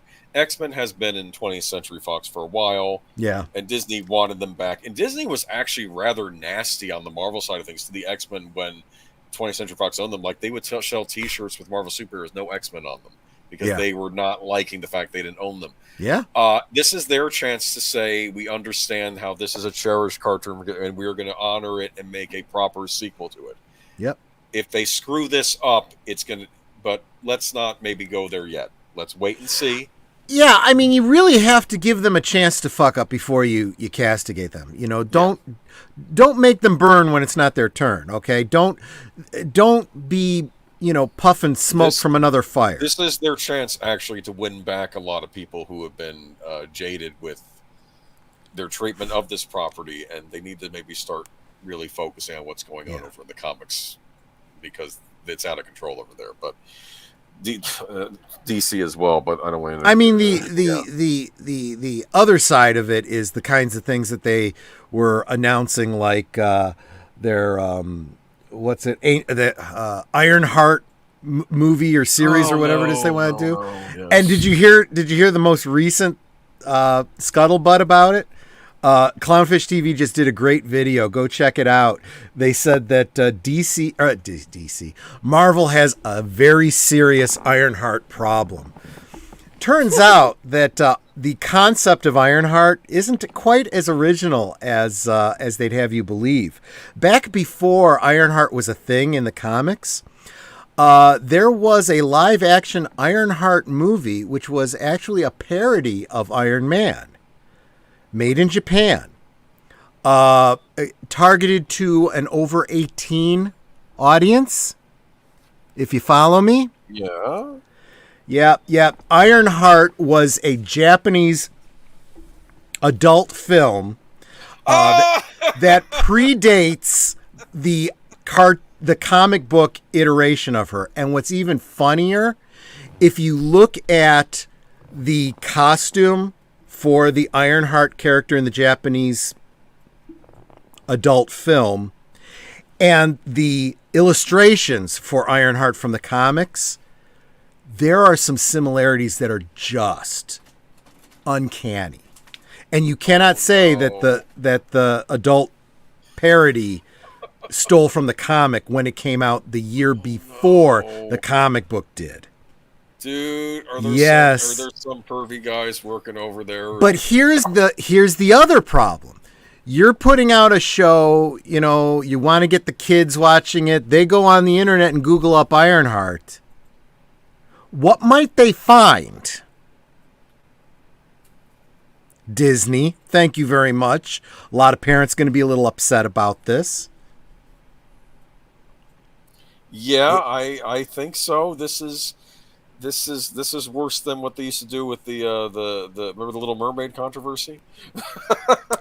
I'm telling you, this is, Ironheart is going, and not to mention the fact that this is probably the least desired project from Marvel. I think it's been made very clear that the comic didn't sell well. So what makes them think a movie's going to do any better? But yeah, this is going to be interesting to see going forward. Let's wait and see how this pans out. But, In the meantime, let's look to something that's a little bit more contemporary. Spider-Man Homeless, I think we're on now. Spider-Man No Way Home. Oh, okay. Yeah, that's Spider-Man what it is. No Way Home's not fun. It's going to be brutal. So it's basically Amazing Spider-Man. And who said that? I'm sorry. Was that some hater, some istophobe that's trying to destroy Spider-Man? No, it's Tom Holland. So Spider-Man himself said that. Okay, Spider-Man. Wow. Let me read this. But I'm thinking, isn't this sort of always the case with Spider-Man? Spider-Man No Way Home won't be like other Spider-Man movies, where Spider-Man Homecoming, Spider-Man Far From Home were both relatively lighthearted. The upcoming sequel promises to be much darker. What people really be surprised about is that it's not fun, this film, Tom Holland tells Total Film in the new issue of the magazine featuring Scream on the cover. It's dark and it's sad and it's going to be really affecting. You're going to see characters that you love go through things that you would never wish for them to go through. And I was just really excited to kind of lean into that side of Peter Parker. Peter Parker is always someone who's looking up. He's always really positive. He's always like, I can fix this, I can do this. Whereas in this film, he feels like he's met his match. He's like, I don't know what to do. That was an aspect of the character that I'd never seen before, and I was really, really excited to try to tackle. Really? You've never seen this before? So I'm guessing you never read One More Day. Tom Holland. All the other Spider-Man movies. Anyway, I haven't seen the film, but I've at least seen pieces of the film, and it's the best work I've ever done. It's the best Spider-Man film I've ever made. I really don't think fans are all that ready for what they put together. I know that I'm not ready, and I know that it's going to be brutal. Here's the thing. I don't know how dark this movie is going to get, but the Sam Raimi movies, I'm sorry. There's brutal stuff that happened in those. The first movie ends with, Norman Osborn getting killed. Yeah. And, Harry blames Spider-Man, and then you have the sequel he gives up, remember? Which He's again, like, which is again from the comics. I mean, that's yes. They did a great job of using iconic covers and story arcs and stuff to tell their stories. Yeah, I don't see a problem. In Amazing Spider-Man 2, what's her name? Gwen Stacy gets killed. Spoiler. Yeah. At the end of the movie. I mean, and I don't know. And here's the thing, though. Him telling me that, though, that is not exciting me for this movie. I don't need to be brought down in the dumps anymore. This is year, not okay? the time to be putting No. out dark, gritty I want something more downers. positive. And Yeah. at least in Spider-Man movies, at least some of the ones that have he at least comes back from it, and but I don't know if I'm in the mood right now for this kind of movie. I just don't know. I mean, I don't know what it is. What's going to be so downfall? I don't know. Yeah. What have you thought of Tom Holland's Spider-Man movies so far? I didn't see the second one. I watched the first one. I haven't seen the second one. Okay. And honestly, I've pretty much bowed out of the Marvel Cinematic The MCU. Universe in general. Yeah. The Spider-Man movies are odd because they are sort of Sony movies. Yeah. I mean, the MCU, they are connected to the MCU, but they are But Sony projects. but to me, they're not Spider-Man movies. When you bring in an MJ who's not Mary Jane Watson, Yes. and a Flash Thompson who's a doughboy, I mean, or was that Ned Leeds? Either way. Ned Leeds. Yeah, no. The Flash Thompson was. Here's the thing. I kind of get what they were doing. They were wanting to make Flash Thompson a different kind of bully. They didn't want to have him just be the normal tough guy. I think they've made a lot of changes, and this is one of my issues with Spider-Man is that they think he tends to be way too malleable, especially as his villains. His villains change personalities no matter what iteration you're looking at. Like, how many different versions of Electro have we had? Well, and the other problem it's too is this is your third iteration of Spider-Man, and it's like, for crap's sake, I've said the same thing about Batman. We've had 25 live-action Batmans. It's like, and none of them are the same character. They're all different, in quotes, universes. That's their throwaway on it. It's ridiculous. Autodread says supposedly this is the last movie with Tom Holland, Sony, and MCU. I'm kind of curious. Is he going to get stuck over in the Venom verse now? Is that what's going to happen? I don't know. And he's going to get to meet Venom. They've really painted Morbius. themselves into a lot of corners. It could very well be that Kevin Feige is pushing to get rid of Peter Parker so that they could bring in... Bring in what? What's the other kid from Into the Spider-Verse? Miles Morales. Miles Morales, yeah. I mean... Yeah, that's going to go over real big, I mean, no, it's not Spider-Man fatigue. It's the same thing they do with Batman. They get 3 movies in and then they reboot instead of ever continuing the story. Continue one freaking story. But I think that's probably what causes the fatigue is that you're feeling like you have to restart. Yeah, so in other words, it's not Spider-Man fatigue, it's Spider-Man origin fatigue. It's Batman origin fatigue. It's Superman origin fatigue. You can only keep going back to the same story over and over again. I mean, Time to move on already. I gave points when they first introduced him in Civil War, back when he still felt like Peter Parker. If you watch Civil War, when you first are introduced to him, he seems like a young Peter Parker. He doesn't seem like whatever he turned into in Homecoming, which was, I don't know if they were trying to base that on what Zoomers are like, or Zoomers supposed to be like in the rest of development. Somebody needs to get the cojones to do what DC did with Superman Returns. The problem with Superman Returns is it had a lot of other problems, right? That made it not successful. Like Bryan Singer. But exactly. But the overall concept, imagine this is just a sequel to your previous franchise, recast as you must, and continue on, is brilliant. If someone would have done that with the Sam Raimi Spider-Man and said, okay, I know the last movie, they tried to squeeze too much into it, but now let's recast Spider-Man. We'll assume that this is just a sequel continuing on. Yeah. And hell, from what we've seen, they could have kept the yellow M&M as J. Jonah Jameson. What's his name? From Whiplash. Oh, no. That actor. I know who you're talking about. Yeah. He's actually on Invincible, that Netflix series. He played Omni-Man. What's his name? Anyway, everybody knows. I'll look it up. The good J. Jonah Jameson from the Sam Raimis, not the ones that have come since actually. Then. Yeah. Do you know, I'm trying to remember who played his voice on Spectacular. It was another good actor. I'm not sure if it was him or somebody else. But Aged Boomer, do you think Spider-Man in Sony's hands will treat Peter better than the MCU? Here's the problem. Do you remember Amazing Spider-Man? Okay. Yeah. I actually like Andrew Garfield. I think he's a good actor. I did not like those movies. Yeah. Sony, like I said, it's like any other company. Will sing their praises when they're doing something like Ghostbusters Afterlife, and I'll attack them when they do other things. Rightly so. I don't know. Like, would Peter Parker be better off? Because I'm just worried. I think they're going to stick him in the Venomverse. I think the other problem that I have, it's hard to. I can point out all the problems that I see with Sony's Spider-Man, but sometimes those decisions are not based on creative decisions. It is licensing issues. It is, we don't have the rights to this, we don't have the rights to that. Thank you, J.K. Simmons. That's what I was trying to say. And he's the yellow M&M. And he's in this new Spider-Man series. Yes, he is. Jameson, yeah. So that's an example of they could have just this. I don't know. They could have done it like James Bond. Okay, yeah. A new actor to play James Bond. Another thing you can do is just, if it's just Spider-Man, we know Spider-Man's origin, and just you cast a new actor, and you can treat it as a continuation. Well, that's what they kind of tried to do with the Tom Holland one.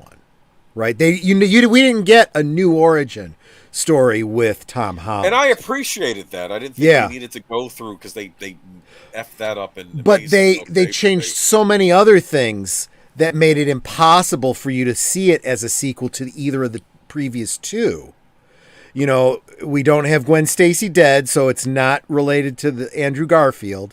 We don't have him dating the redheaded Mary Jane Watson, right? Or on and off with her or whatever. MJ, someone else entirely. So it's clearly not the same Spider-Man. Clearly, yes. So what do we take from the previous ones? Bitten by a radioactive spider, got his powers. His name's Peter Parker, and he's got an Aunt May, who's a completely different Aunt May. Not a bad-looking, completely different Aunt May. Don't get me wrong. Well, no, I mean, I've had no problems with any of the Aunt Mays. I mean, yet Sally Field and Amazing. She was a good casting. Yeah. My favorite is still the one from the Sam Raimi ones, though. I agree with you. Although, I guess from a certain point of view, you could argue that of the 3 live-action Aunt Mays, they've gotten progressively more attractive. Yeah, Sally Field's nice. Yeah, she was in Smokey and the Bandit. Yes.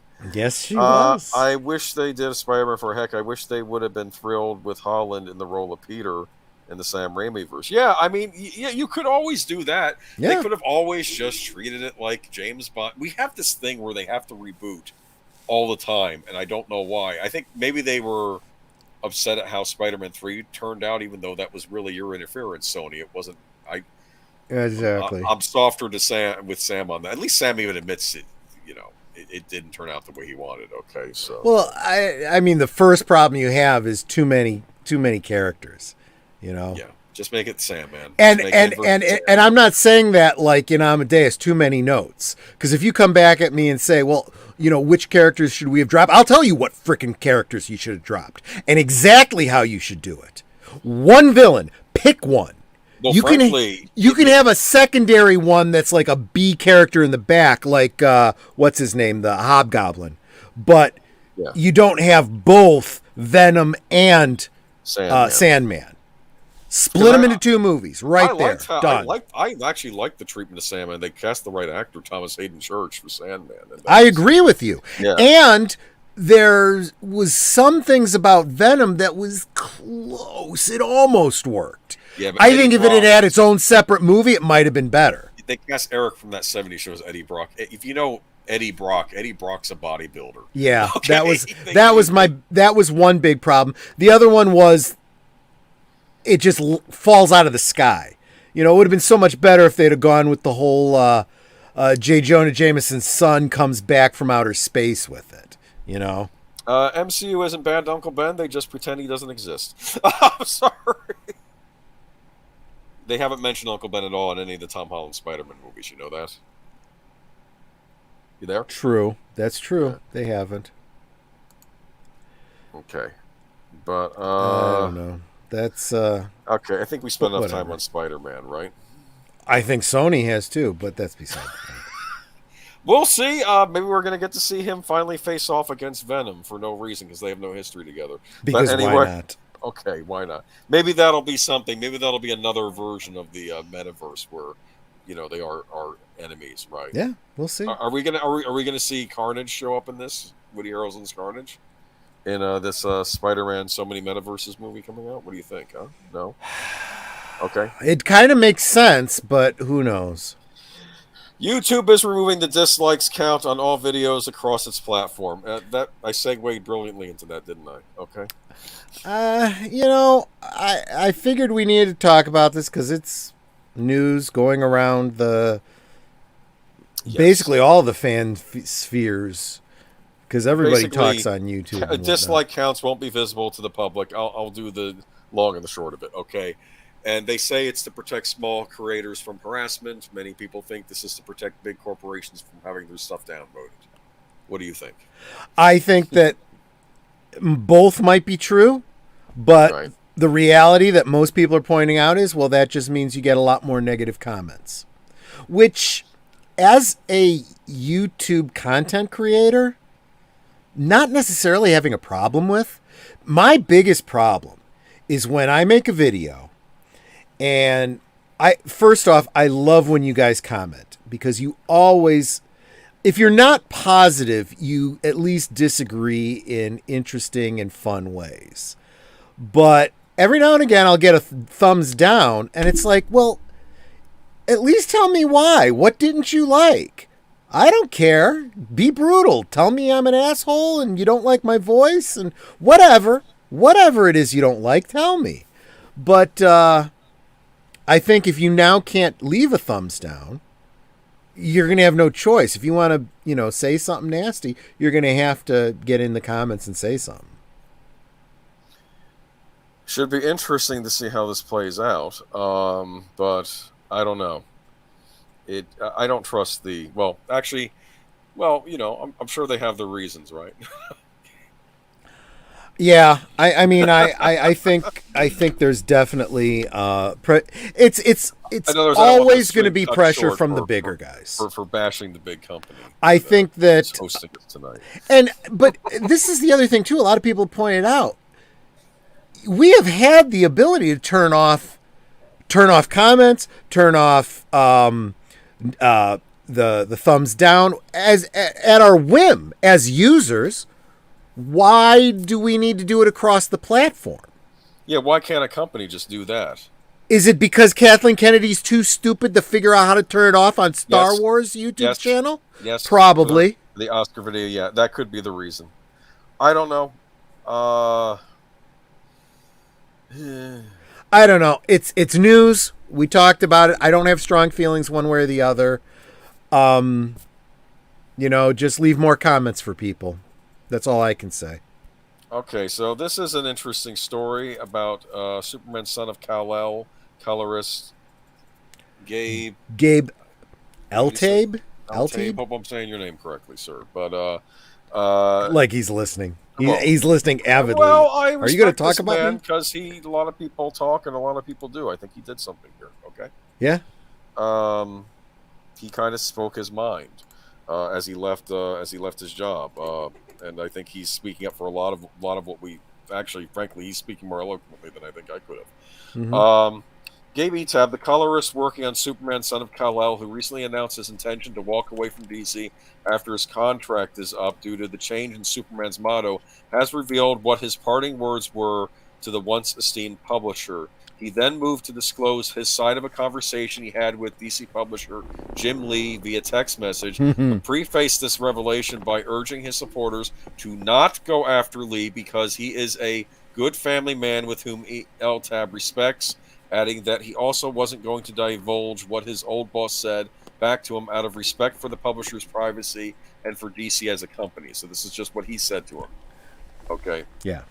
So what were his last words? Take this job and shove it. I ain't working here no more. Okay. Well, maybe he said that to somebody else. I don't know if he said that to Jim Lee. Yeah. He then moved to discuss his side of the conversation. Okay, but one person LTAB didn't hold back on was Bleeding Cool founder Rich Johnson, who he described to Lee as a piece of human filth, due to his messaging of LTAB for a scoop on what happened between the colors and DC. This piece of human filth, Rich Johnson, is sniffing around to get info from me. LTAB began in his message to Lee. I'm letting you know as a courtesy so you can be prepared and not let Rich hit you hard. Who knows what he'll say? He's a disgusting man. Yikes. Yep. Okay. I don't disagree with him. I'm glad to see somebody in the industry is aware of it too. Okay. But hold on. Sorry about this. What'd you say about a butthole? Oh man, hold on a second. Bounty in the comics is a bit tricky. Okay. Give me a minute though. Okay. LTAB went on to address his beef with DC over the change in Superman's motto. Even though I'm rightly pissed off at what you guys at DC have done disrespecting America, I would never betray you guys like this, he continued. I said what I had to say publicly because I'm not a coward. I'm not going to sneak around and talk to morons like Rich Johnson so he can cause chaos. You probably hate me and think I'm a fool, but couldn't stay silent any longer, he added. Your parents decided to immigrate to America, Jim. This country and its heritage and the blood spilled gave you everything you have, not South Korea. Even if the decision to remove the credit American culture had in creating Superman is out of your hands, it is so ungrateful for you to go along with this. In explanation of why the flag meant so much to him, he then briefly detailed his own family history, recalling how his father escapes Muammar Gaddafi's socialist hellscape in Libya, and his maternal Mexican grandfather nearly died while serving in the Pacific in World War II. I'm sure your Korean family, horrible violence and death at the hands of the communists, LTAB continued. Like you, America, it's the American way gave me everything I have, not Libya, not Mexico. LTAB then turned to Clark himself. Great people paid for everything we have with the American way. Show some damn respect. Superman was found by two Christian farmers from America's heartland. He got his physical abilities from his biological parents, but he got his morality, the thing that actually makes him a hero, from the Kents. Yep. They named him Clark and taught him about truth, justice, kindness, and restraint, but also, indeed, the American way. How else would he learn not to kill, demolish the world, or rule as a tyrant king when no one could do anything about it? El-Tayyib asked. The goodness is the American way, he wrote. The fable of the strongest man in the world restraining himself and choosing to do as much good is American. Because where else could Clark learn these ideas? Was it just innate? Of course not. It was the culture of his parents, and that culture is the American way. Like Superman in a way, El-Tayyib said that while Lee had great power in the industry, he's neglected to use it in such a fashion that demonstrated character and defended an American heritage that gave you everything. Pointing at Lee, he noted that Lee has to live with the shame of sitting quietly while others took an axe to a legacy they didn't create and destroyed what generations that came before in the comic medium pled to give us. El-Tayyib closed by calling Lee one of his childhood heroes and thanking him for the opportunity that was granted years ago at Wildstorm. In conclusion, he stressed again that he doesn't want fans contacting or going after Lee, as he believes he is ultimately a good dude and not one of the far-left weirdos. Yeah. Wow. Okay. As I had mentioned on my stream on Friday, and I've mentioned this in previous streams too, a lot of these changes are not just as simple as a bunch of blue-haired hippie dingbats, shitting all over something and changing stuff just because they want to, revolutionize pop culture. A lot of times this stuff is stupid corporate decisions based on legalities and rights issues. And it is not a coincidence that all of this not wanting to talk about, the American way, and virtue signaling about it comes at exactly the time DC Comics loses the rights to the phrase truth, justice, and the American way. A lot of the things that started in 36 when Action Comics #1, the early 40s with the radio dramas and so forth, a lot of these elements that were created back then are falling into public domain. They are no longer, or reverting back to the creator that came up with those ideas. Either way, DC Comics is losing exclusive rights to them. This is why Superman lost the blue tights or the red shorts. This is not because they thought it was stupid or they wanted to revamp him or whatever. It was because they needed to change the costume somehow. This is why a lot of the stuff happened during the New 52 era, changing the collar, the cut of the uniform, all kinds of stuff. This is why they're moving away from Jonathan from Kal-El to his son, and making him, gender bending Superboy man, whatever, with his Korean boy band boyfriend. Exactly. All of this, and what it comes down to is, and I made the comparison on Friday, was it's very much like what happened with the Batman 66. Okay, there was a long period of time where nobody did anything with that property. You didn't see it get released on VHS or DVD. You didn't see any toys. You didn't see any comic books with that iteration of Batman. Why? Because DC Comics Warner Brothers owned Batman, and 20th Century Fox owned Batman 66, the TV show. Okay?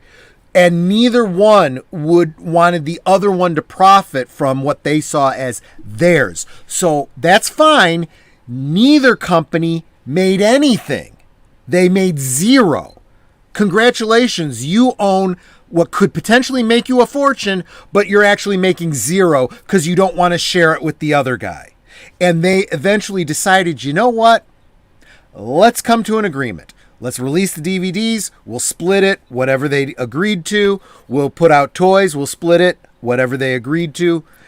We'll make some comic books. Split it, however they agreed to. This is what companies need to start doing if they want to continue. They're trying these things. They're trying to see, can I change Superman so that it's my own? Can I, kill off Kal-El and give everybody, Jonathan half human, gay Superman? No, it's not going to work. People are not going to buy it. No one's going to go see that movie. You're going to be holding an empty sack. Maybe it's time for you to start ponying up and paying for licensing the thing that actually makes money. And paying for good writers. And yeah, exactly. Pay for good writers. I wanted to go back real quick. I saw people talking about Ms. Marvel earlier. Go check out Midnight's Edge from last week, where Cameron Pasha was talking about he knows two of the guys in the writing room, two Muslim writers who were asked to work on Ms. Marvel. And when they were brought in, they looked at what had already been done and they said, this is shit. We can't work with this. We're not doing this. And then they did a whole bunch of notes and sent them back.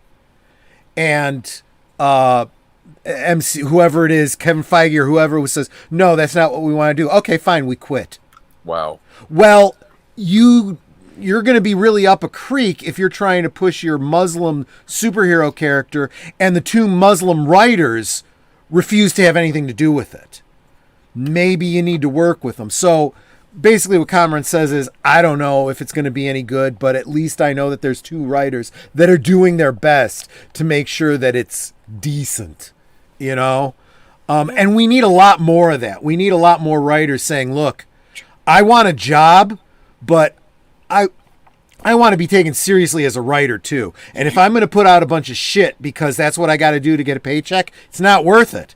I'll go write my own stuff somewhere. Do you know what's also terrifying to me? They probably thought, okay, you're a diverse hire. You're going to do what we say. Yeah. Yeah. They probably thought, okay, they'll just be so grateful that they'll go along with whatever we have. No, they want to be good writers. Okay? And that's just it. People of good character that are really talented go, no, I don't. Who was the one who said, I don't want to be thought of as a female director. I want to be thought of as a director. Yeah. Well, then you better put out good stuff and be credited as a good director, because as soon as you start putting out shit and then you get your next job, everyone knows it's because of your gender. But I want to make a point though. But by them doing this expression, I do think they were doing this revised saying to needle people. Okay, Mhm. they could have just not addressed it. Okay, we can't use truth, justice, and the American way anymore. Okay, but instead they had to rephrase it to, need. I don't know. You don't think they were trying to needle us at all with that? Yes, they were. I'm just Yes. saying Okay. that Yeah. wasn't the primary reason. Probably not. And then The it becomes SJW stuff was used to virtue signal, but the impetus for it was the rights issue. Yeah. Oh, I'm sure. Superman's American heritage is integral for his character, just as James Bond is always a British spy. Sailor Moon is a Japanese schoolgirl, and Tintin is a Belgian reporter. History and legacy matter. Of course they do. Mm-hmm. And no one is saying you can't come up with new heroes and new characters. Okay.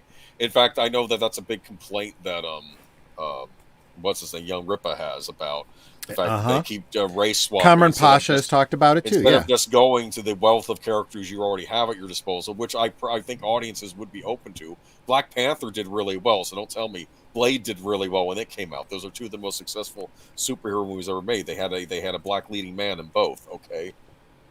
Yeah. Okay. Yeah.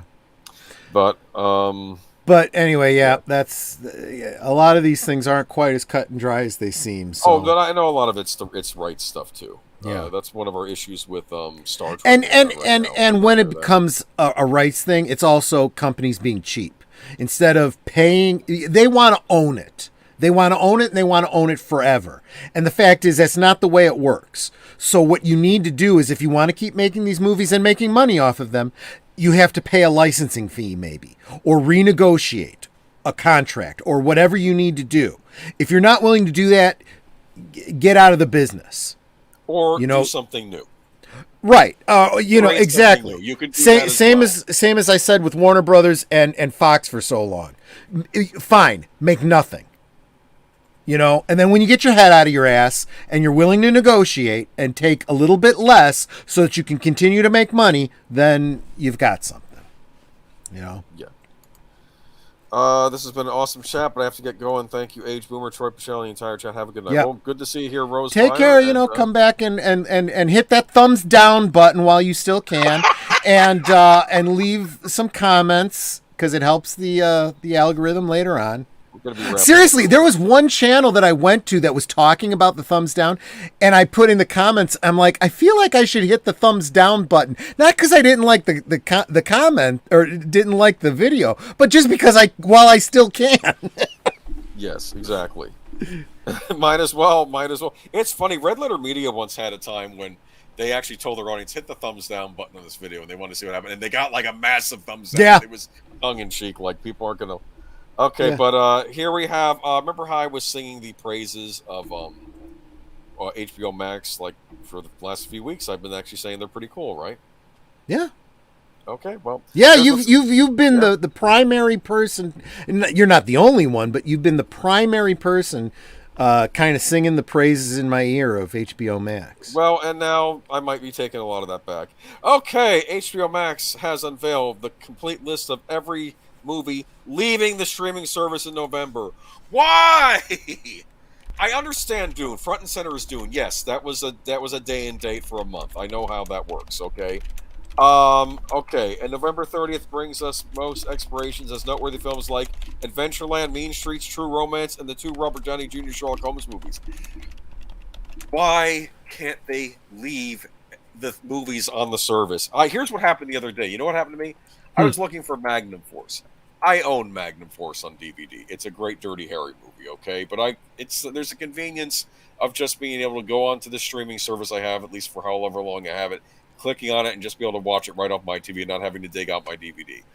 Go to look for Magnum Force, it's not there. Go to look for Dirty Harry, it's not there.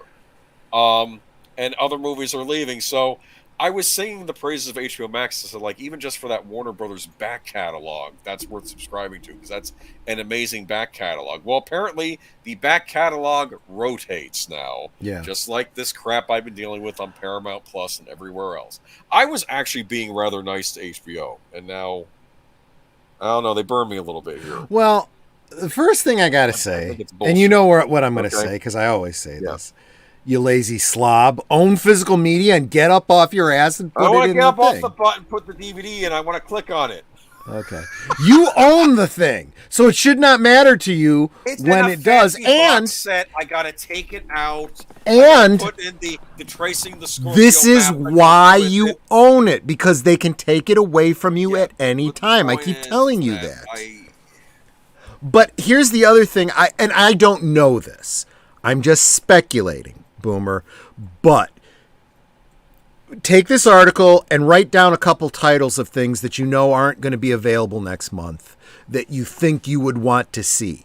And then wait until next month when they come off and then see where they're showing, if they're showing somewhere else. Yeah, I'm My curious. thought is that maybe this is a licensing issue where they have to, turn it over to someone else for a little while. Maybe they have pre-existing agreements. This for what all 10 of years ahead of time. I mean, yes, I don't know what, because all of it's crazy when it blows my mind when I look for something that I expect to be on Disney and it's showing on Netflix. Why the fuck is this on Netflix? This is Disney, but it's on Netflix because licensing. And until these companies and it's kind of not too in a way it's very similar to the problem Disney has had with Marvel being licensed.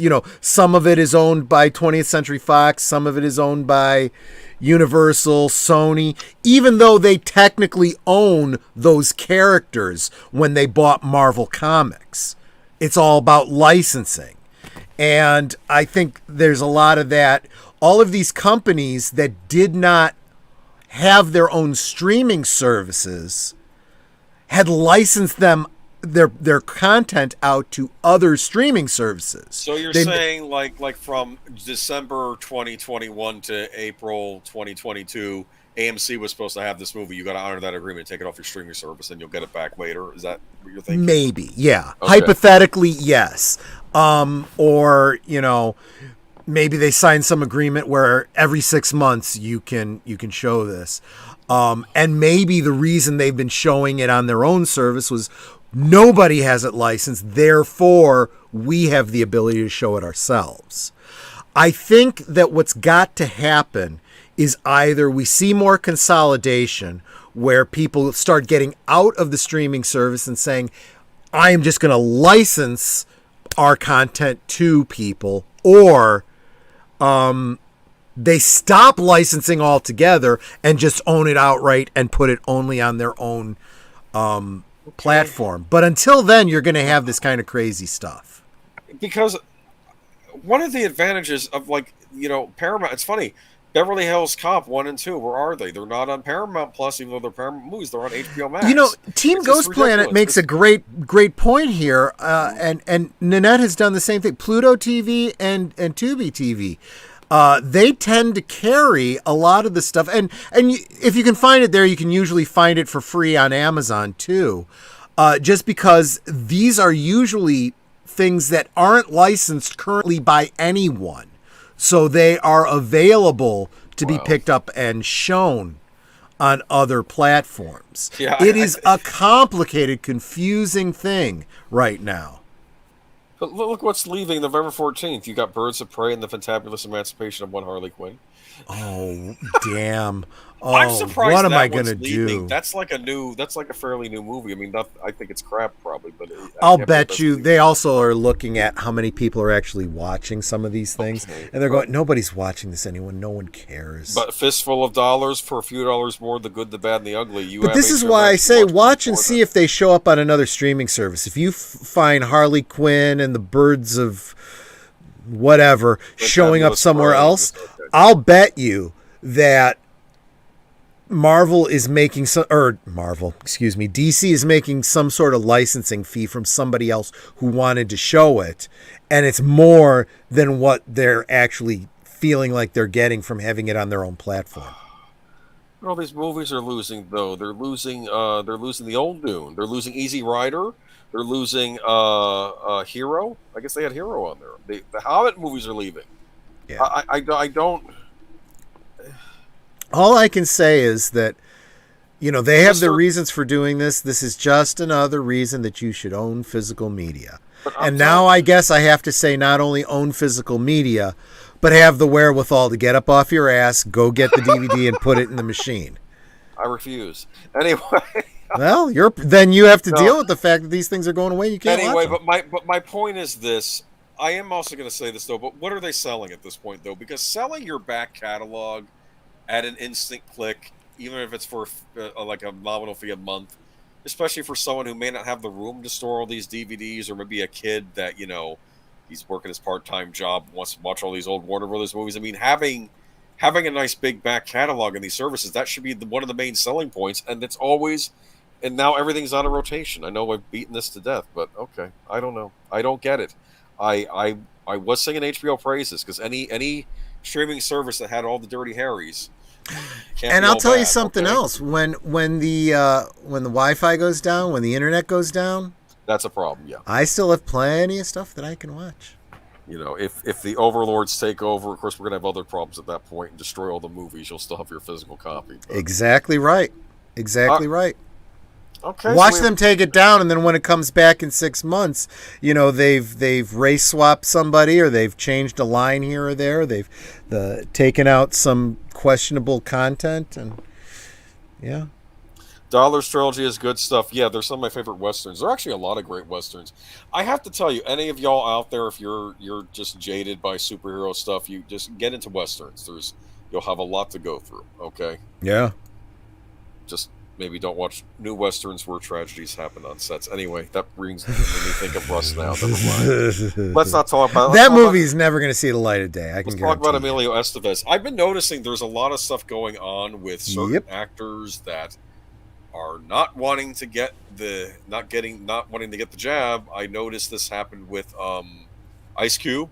I think he parted ways on a project. The actress from Black Panther, they're having problems with that because of her stance and everything. And now we have Emilio Estevez. Now let's hear what he has to say, though, because it may not be as cut and dry as that. But Emilio Estevez speaks out about his Mighty Ducks Game Changers exit, reveals long haul, the word I can't say apparently. Okay, because we don't have freedom of speech. Just call it Coof. Anyway, Coof, yes. Mighty Ducks franchise star Emilio Estevez is speaking out about the circumstances surrounding his departure from Disney Plus series Mighty Ducks Game Changers ahead of its second season. I kept thinking was this supposed to be like kind of like the Karate Kid series? They're trying to. I'm not saying it's a bad show, but that strikes me as maybe that's where they got the idea from. I think so. Yeah.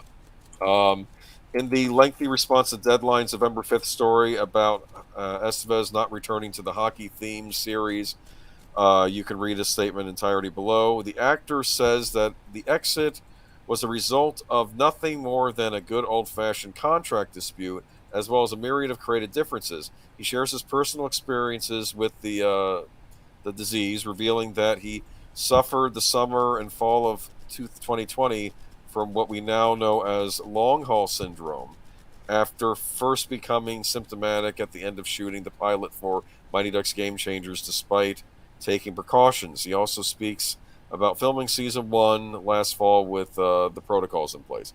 Estevez makes his position on the vaccinations clear by stressing, "I am not anti-vax," adding that, simply put, I am anti-bully, and telling Mighty Duck franchise fans that I am as disappointed as you are about leaving the show. A rep for Disney Television Studio had no comment.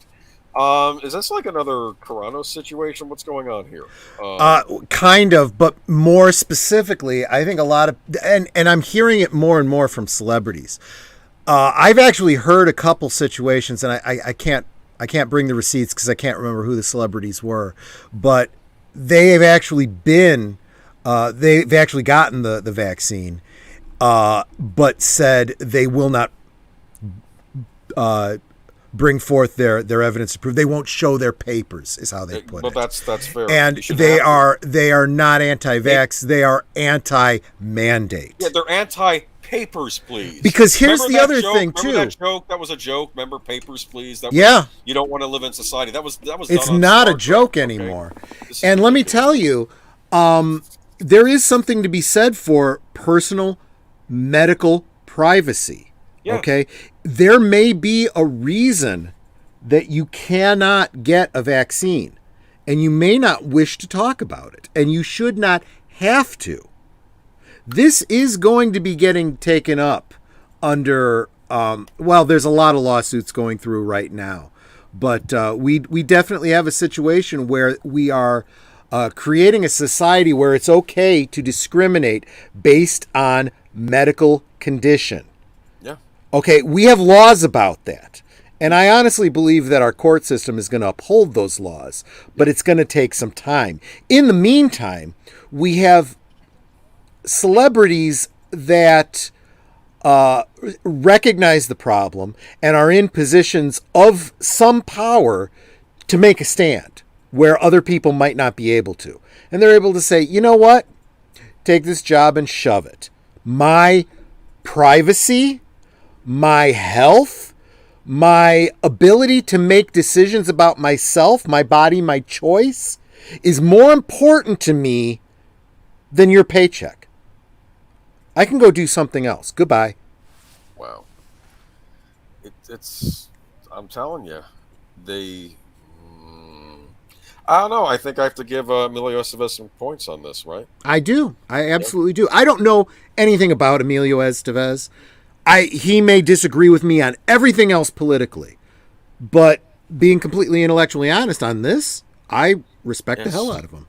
There you go. I mean, so hopefully more actors will be standing up for this sort of thing, and maybe we can finally stop with this nasty. Like I said, we'll attack Sean Penn, but we can praise. I think there's a lot of people in Hollywood that are realizing they backed the wrong horse for the past 2 years. Yeah. Because now it's starting to impact them and their whole industry in huge ways. Have you heard about workers from Disney in California? They're moving to Orlando because of Yep. The environmental things over there. Kamran and Script Doctor have both said a lot of people they know in the industry are leaving California. The industry is leaving California. What? It may very well be in a decade, if things don't change in a big way in California, Hollywood will no longer be Hollywood. You will be looking to some other states to be the center of entertainment going forward. Okay. Things do change, people, but you've got to not get black-pilled and step away from everything. Be a part of the change. Don't hide under your bed. Well, like I said, I can salute this. Maybe I should see if there's any updates on that Black Panther story. Maybe we'll do that next week too about what's her name. Okay. Sounds good. I don't think we've talked. I've heard of her. I haven't talked. I don't think we specifically said anything on the stream about her though. So we should. Okay, but I think that wraps it up for tonight. Absolutely. It What was do a you lot got of fun. What do you got going on this week? I'm supposed to be on Tuesday night with Mr. Matchstick for a gaming stream. Batman? Is it the Batman game? yeah. One of the Arkhams. I can't remember which. But I do have to spend as much time as I can this week. I still have some patches to sew onto our overalls for Friday, because Friday, obviously, I'm going to see Ghostbusters. You said patches. I knew you worked in computers. I thought it was job related, like your patches. No, patches on my uniform. For gotcha. Okay, yeah. oversuit for the Ghostbusters, and I'm actually kind of excited about what I decided to do. Instead of sewing them directly to the uniform, this is why it's taking me so much longer.